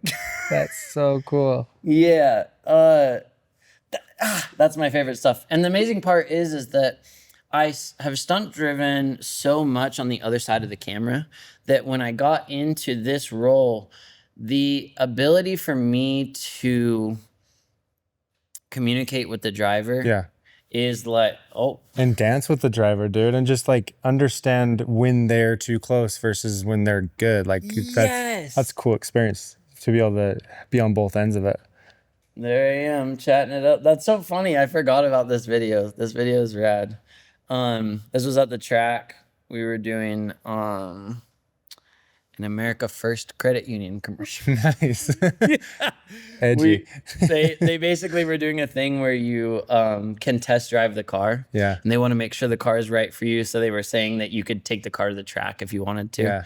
So we had Jordan. Do you know Jordan Manoa? Yeah, I was gonna bring him up. He's a good friend. I actually see him all the time because our kids are both riding dirt bikes. Oh, So- yes. so me You and had Jordan- the same jump as Yes, John yes. for your son. Yes, I And actually saw got it because I got it because of him.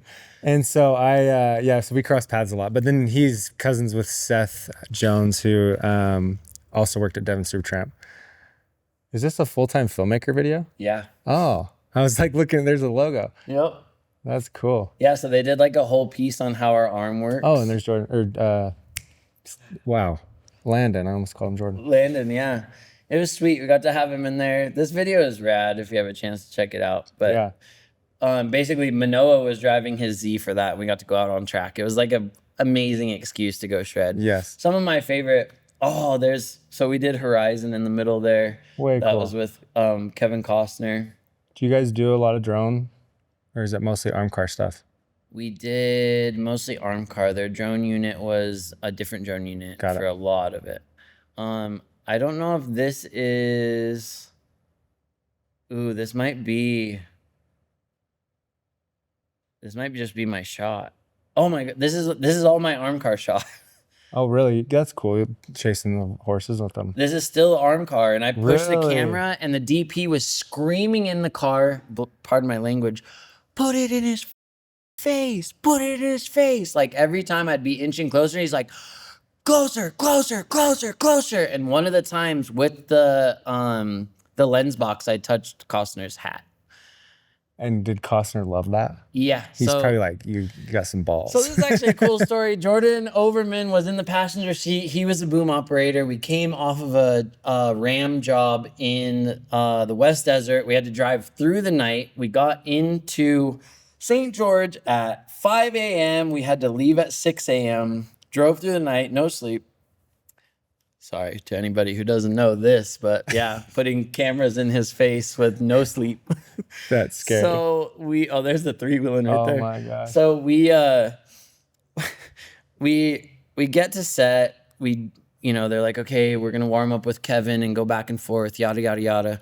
So get the horses, comfortable with the arm car because they can get really spooked easily. Of course. So we we shoot that scene that you're looking at. So it was really cool. It was like my first time working with him, and they're like, okay, he's gonna unsheath his rifle and you're gonna slow down right here, give him space to turn around, and then I'd have to keep pushing and pushing and pushing and put the camera there. And you're pushing with your truck. That's me, my foot on the brake. No way. There's nothing else I was going thinking it on. was like the boom. No, because the It boom can't doesn't telescope extend. this way. And we're shooting with him like this, right? So you're inching. And so I'm inching forward, That's so inching cool. forward, inching forward. Yeah. Yeah. And so we get done with that shot. They're like, we nailed it, rad. And it was in this big field by the airport, and we got to the other side of it. And Kevin comes up to the window and he tells the DP, he's like, keep speeding. And he's all, okay. And he looks at me and he goes, keep up. On a horse. On a horse. And Yeah. I'm sitting in the Raptor. And he was like, Okay. all right. And he goes, keep up. And I'm like, okay. They keep speeding the camera. Takes off full tilt in the horse. Full pedal down, sport mode in the Raptor. Burning tires. Bah, bah, bah, bah, burns me off the line on the horse hard. I catch up to him. I'm framing. I'm watching him. Framing. And then he just dips off to the left in a part of the field we'd never been to. And he told me to keep up. And I just literally I kept it all drifting the Raptor off left, just flying off into a place we'd never been. And I'm just keeping it on him. Like I'm like, not to be boastful, but I'm very proud of being very good at my job with this. Like paying attention to the monitor and watching and just having this, and like driving. And I tell everybody, it's like you just become every aspect of it. I can't focus on anything. I'm not focused on the driving. I'm not focused on the monitor. I'm not focused on him.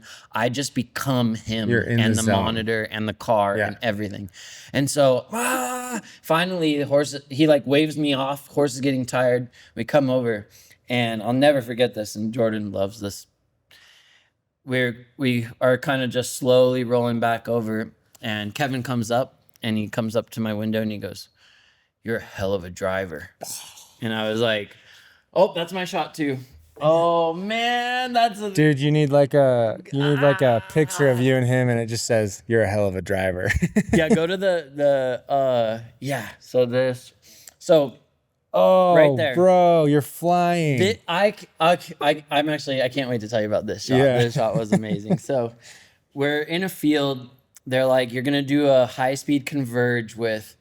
These are horse-drawn carriages. They each have, I think it was 4 and 6 horses or something, and there's 3 of them. And they're like, they're gonna be in a shootout. They're gonna be on the other side of this field. We just want you to do a huge converge and fly in. And so it was crazy because it's all like live animals, right? It was like, dang. So they're all the way on the other side of this field, and they're like, okay, you're gonna just like come in like this, blah, blah, blah, blah. I'm like, okay, I totally understand the assignment. And so, 3, 2, 1, action. They take off, we take off, we're on the other sides of the field, and DP calls, he's like, all right, crash in fast. So I'm just full bore. Dude, we're ripping. Yes. Like fast. I can't believe how fast those are going. Yeah. Raptor. And I just cut in. And I'm like keeping sure I know exactly where I'm going to land. Oh, dude. I have to land on that dude. And I literally come into that shot. And I wish they had the whole scene of like, because I landed the camera so close. Framed him up so good. Yeah. Boom. Frame him up. And these things were running so fast. There was a B unit in the field that was like shooting from a different angle. And when we came off of this, I have the video somewhere on my phone because we just recorded off of like the monitor. We have a Ninja in the car that just will screen record. Cool. And so, we fly in on them and I land right on this dude. And it was so high energy. And we come off of it and I'm like looking where I'm going. And the whole thing had shifted and we were all aimed at this B unit. And we had to literally split the B unit, and the horses like were really close. Like could have been super, super bad on, because they're acting and also steering those Yes. heels. Like these And you're trying actors to on this focus on set 10 had to learn how to rip livestock. Wow. Like these were not like horse trained people on this set. They all had to undergo some training to like be able to like do some of this stuff. And So, you're focused on 10 things. Yeah. And so you're not looking straight. Yeah. And so luckily, you know, in the thing you see them split between us. I was never worried about it because obviously I have control of a car. Yeah. It's like, I was like, dude, that was gnarly because they were like ripping these horses there. Anyways, we get done with this shot and Kevin is like, we nailed it first try. That's it. Then we're done. The horses are tired. We're not going to abuse the horses, blah, blah, blah. It was like a really beautiful thing. He's like, we're not going to abuse the horses. And he's like, I want everyone in camp. Dude, there was so many people on this set. I've never seen it. It was like a city. There was different parts of the city that you would go to and Was different Kevin directing? Yeah. Very cool. So he was directing and Jordan has a video of it. He got everyone together and was like, this is one of the most amazing shots I've ever seen. Everybody put it all in the line. Like, you guys are all like, you know, you're going to be remembered. This will be on film. You'll be remembered forever. Gave this huge speech. Dude, I like welled up with tears. Yeah. Just like this crazy speech about this phenomenal shot. But it was so wild, like the human aspect. And like, there's a lot of like different people who were on that job have different opinions on how it was ran. Yeah. This was the only time I got to go there. So maybe I got like this Disneyland dad aspect of it with the arm car, which we usually do. Yeah. Because we're like a specialty thing. You guys are the cool ones. So the fun crew. Yeah. But this was a phenomenal thing to do with livestock. And then we got to shoot the rest of this scene, which I don't think there's any footage of it anywhere yet, but it's for the actual scene of that because we shot that. That's just the trailer. Yeah. We only shot that piece just for this. Really? Yeah. So this isn't in the show. So the one we did, I also did a crash in like that, but it was with that horse-drawn carriage. There's one in the foreground, one in the background, and that was a crazy one. So basically where that stopped right there, right? It picks up in the actual scene of me locked off on the dude shooting backwards. And I had to control the pacing with us coming back off of him. Then we come down to there's a guy below him shooting off the back. Stop on him while he's reloading, shoots. Then I have to come off of them in a oneer and go into the next one where there's a guy off the back of it. And this was in the movie The Fall Guy. There's a helicopter scene where Ryan falls off of the helicopter or jumps off the helicopter. Seen that yet. Okay, you got homework. I gotta see it. Yes. He was the one who did that jump. No way. He's the son of an insanely famous Fall Guy. And so, that was actually when Kevin's riding super fast. That was the shot when he had me just go with him. Like you'll see it right there. Really? That's part cool. of that shot. Yeah. So I have to come livestock. Like I got this in 2 tries and it was insane. So I'm keeping the pacing with my brake again. Yeah. Slowing the truck down, starting at this dude, coming to this dude. Then when I come over, this breaks away, and then I can make my way into be intimate with the next horse-drawn carriage. They're having a shootout with Apaches. Yeah. And when I come up to this next guy, I have to, when I'm given the cue from the director, honk the horn, and the dude gets shot off the back of it by an Apache and falls off at full speed under the camera. Wow. Yeah, stunt dude. It was nuts, bro. He had like minimal padding too. I was like, that would be such a disaster. And you had to go under the camera, like you're right next to him. Yeah. Oh, it was like 100%. Like push the camera up, pace it with him, beep beep, and he does his old acting bit and then flips down, dude. All intimate. You've got a dream job, dude. You're like, I know. It feels that way because it is that way. Yeah, like to be able to operate a camera at that kind of, or I guess at that kind of a high intensity, just adrenaline packed action stuffed Yeah. way. Like it's so cool because I've done a lot of drone stuff. I've done hanging out of cars stuff, but like to be able to get a cool smooth shot that's got parallax on a long lens that fast is so rare. It's To be able to see that in person is cool because I've shot even in with a overshot. Is that what they're called? The over like the shot over on a helicopter. Yeah. And that's kind of the same feeling when it's just that long lens, just parallax. It's my favorite thing. I might have to come do a ride along.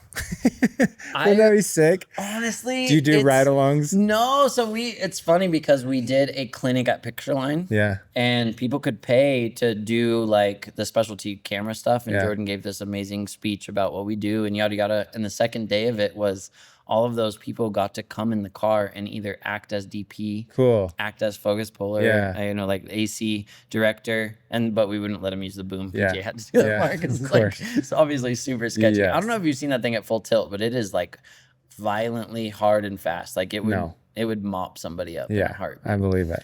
But yeah, we got to have people in the car and it was so cool because it was like we were telling them like on set, like agency and client, hey, is there any chance? And it's like generally there just isn't. Like we're on such a pace. And like the arm card days, they definitely try and squeeze the most because they're paying a lot to have that, product out there. And you have you, the DP, I imagine, the camera operator, anyway, an AC. Yep. So you're full. I'll give you the rundown of how it works real quick. So basically, director and DP and I and PJ will go through and the the shots. Director's in there too. Yeah. Cool. So director and DP will go through the shots with me.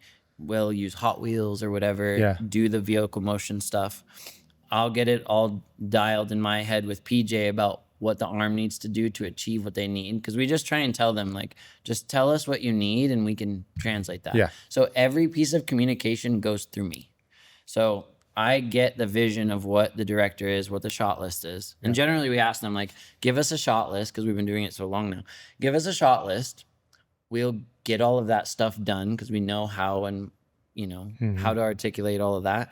And then once we get done with that, please allow us some free time where we can do some of the ideas that come up in whatever the shot is, because we do this all the time. Yeah. And we'll make it better. They love it. Yeah. Yes. A lot of the time we'll all decide on some freestyle stuff at the end of the shot list, and that's what gets used almost every time. So cool. In the final cut. That happens so often. Yeah. Because like they want their vision. Yes. We just had this happen with the Codopexy shit we did. We're like, hey, but these shots will be sick. And they're like, hey, we'll do them at the end. And then those are like the main shots they love.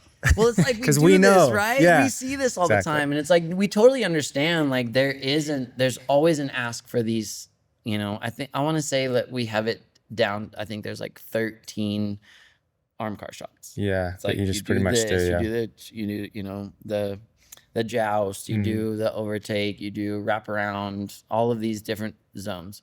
But it's fun when we get to freestyle, depending on what, the talent is and all that. So basically it all runs through me. So the director and the DP, I get all the information.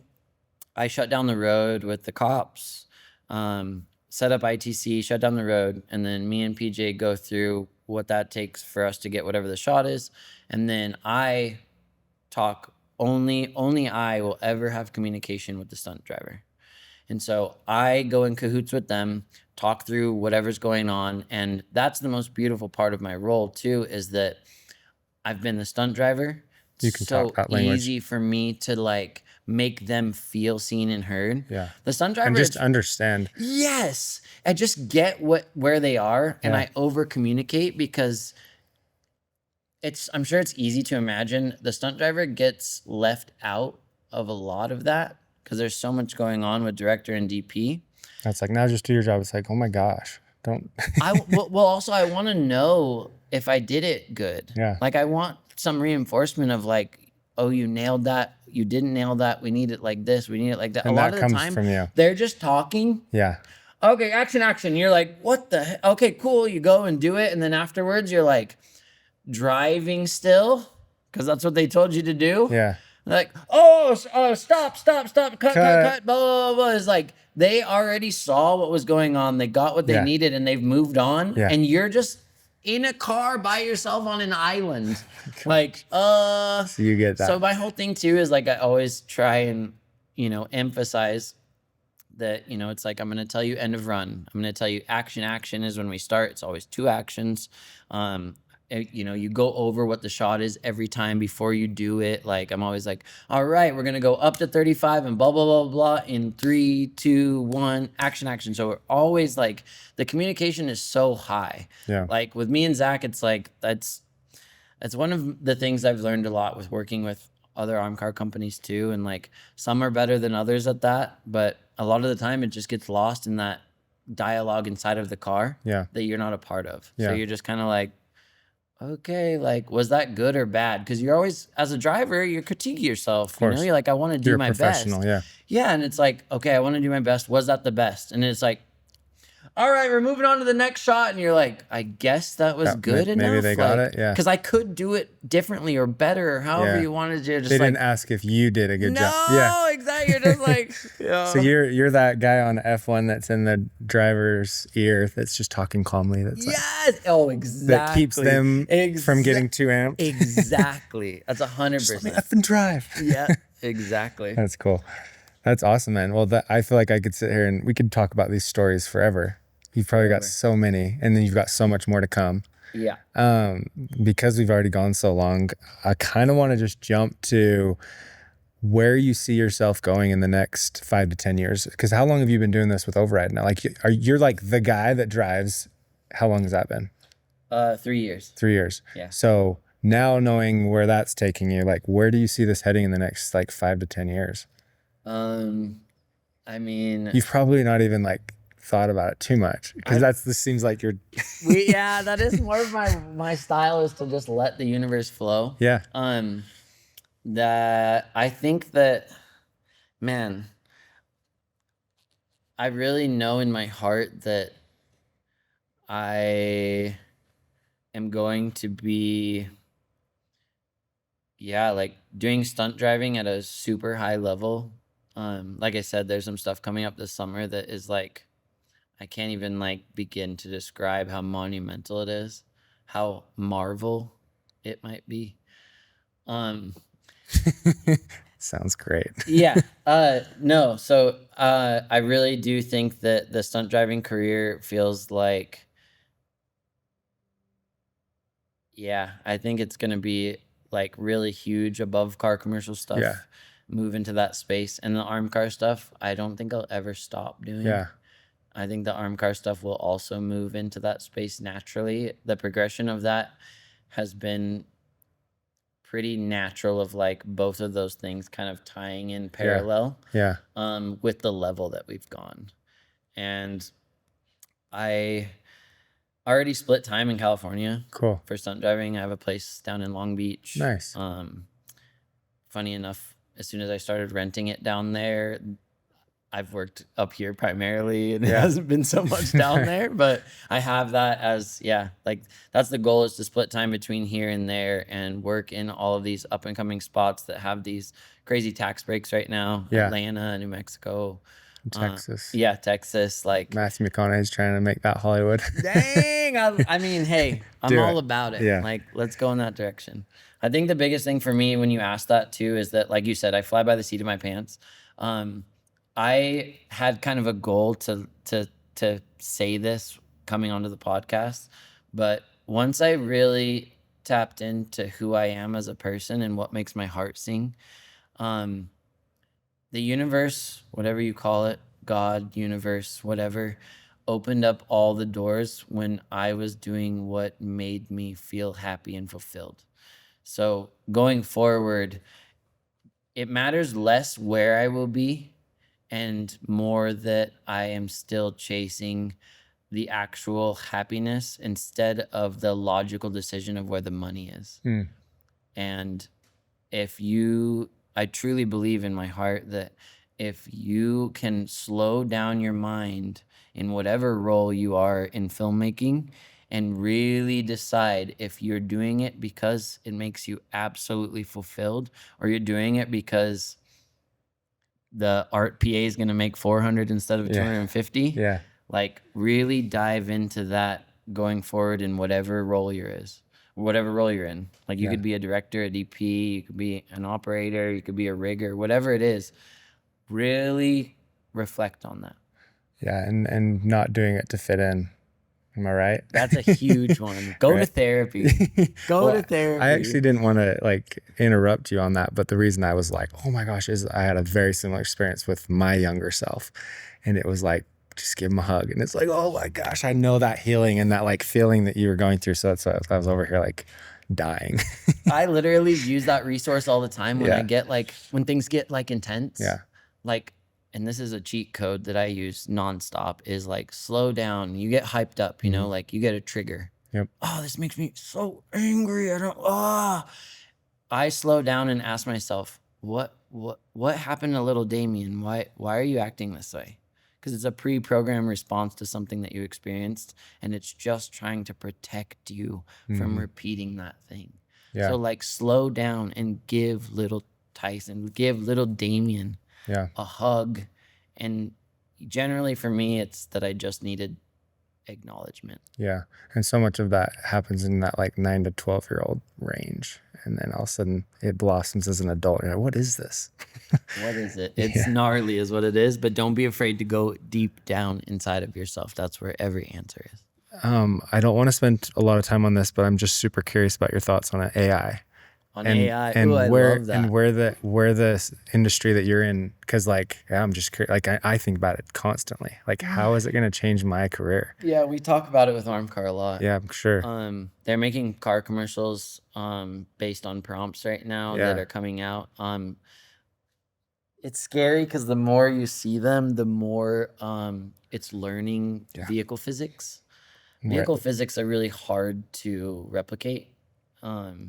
Especially when you do this for a living, you're constantly paying attention to like how that looks. We shot a commercial for a company I won't say the name of, and they CGI'd the like a skin of the car on the car, and you could tell that it was fake the whole time just because that's what we do. Yeah. It didn't matter that it was so beautiful or amazing with the surroundings. It was like, I know that that's not the actual car. Yeah. It is scary because it's getting to a place where it's hard to tell the difference. I do believe that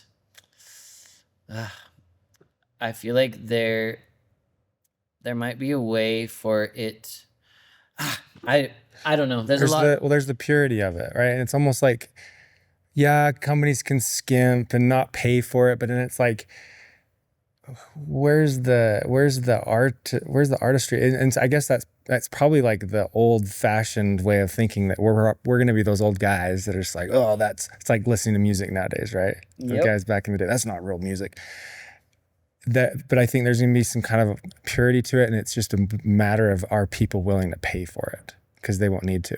That's 100%. I think that it'll reflect on companies of, I mean, as a society, we've been so gotten by marketing. Yeah. Like, we all have such deep trust issues with government and commercialism in general. Yeah. I think that, like you said, there will be a moral code of people wanting to do the legitimate aspect of it. A vast majority of companies will fall into the category of cutting that corner. Yeah. But I really don't think that true blue physical filmmaking in its purest form will ever die, and that there will be people that pay for it. Because we want it. It's just like painting, I think. Like when you think of like a real painting versus a fake one. And I just thought of that. I'm like, that's actually, people will still pay for paintings. They will. There will be a smaller, there will be a smaller number that, I mean, that's the hard thing, is that less people. And they're probably going to be more expensive. Yeah, it's not like we have any issue with less work and being more expensive now. No. and if you keep going in the next 5 to 10 years, you will be the Picasso of Armcar. and be able to charge $500 to $1 million a shot. See, maybe that's the thing, right? Yeah, I think that's the goal, is when people talk about success. I love that. That's a great segue into, like, when people talk about success, I think it has very little to do with the actuality of money. Yeah. Money obviously is energy, and it affords you different experiences if you trade it in certain ways. Yeah. But the biggest thing for me is, how much time do you have to do what you want to do? Yeah. I think that freedom in that way is so much more important. And my filmmaking career has afforded me, if you're smart with money, you have a lot of free time to do what you want to do. Yeah. And people can either look at that like, oh man, there's a downtime in the thing, and get all, or you can actually understand that there's people that have never not worked a 9 to 5, and they will continue to do that for the rest of their life and give all of that to something else that they don't care about. Mm-hmm.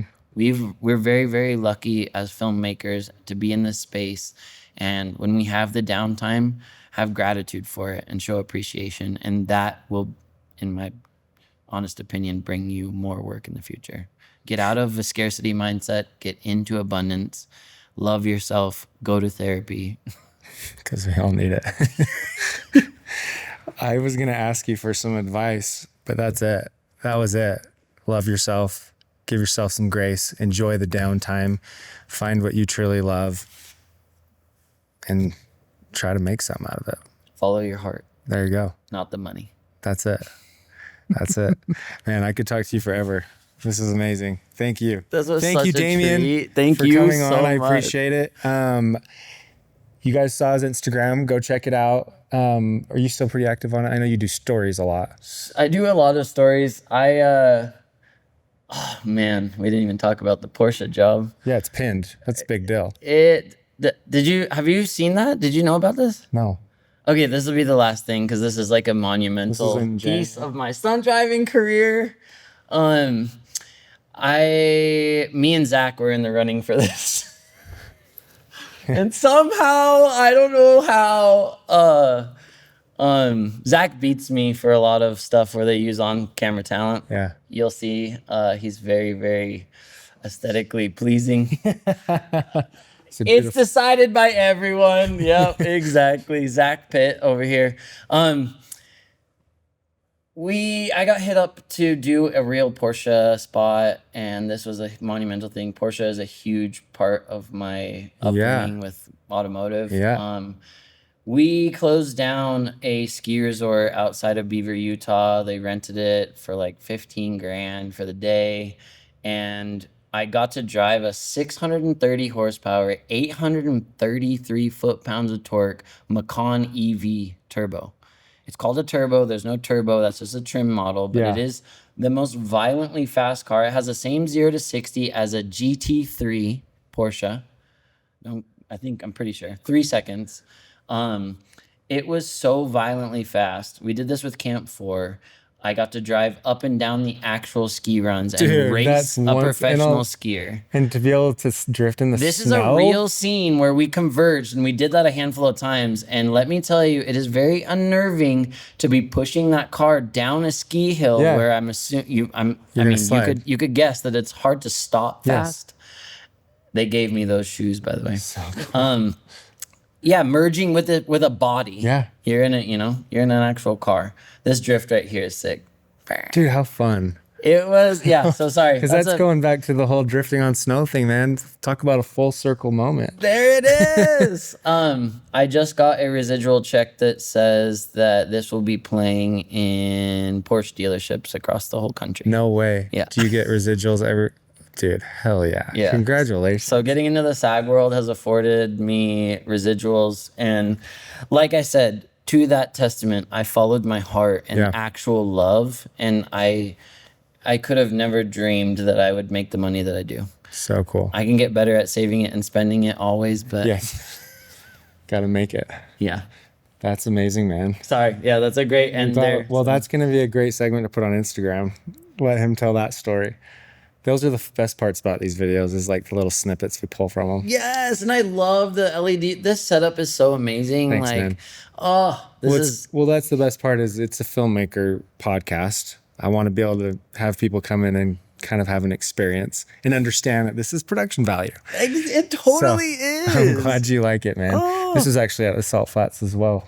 I know you guys have shot a lot out there. Oh yeah, I love that. So The Salt Flats are, yeah, iconic. they are.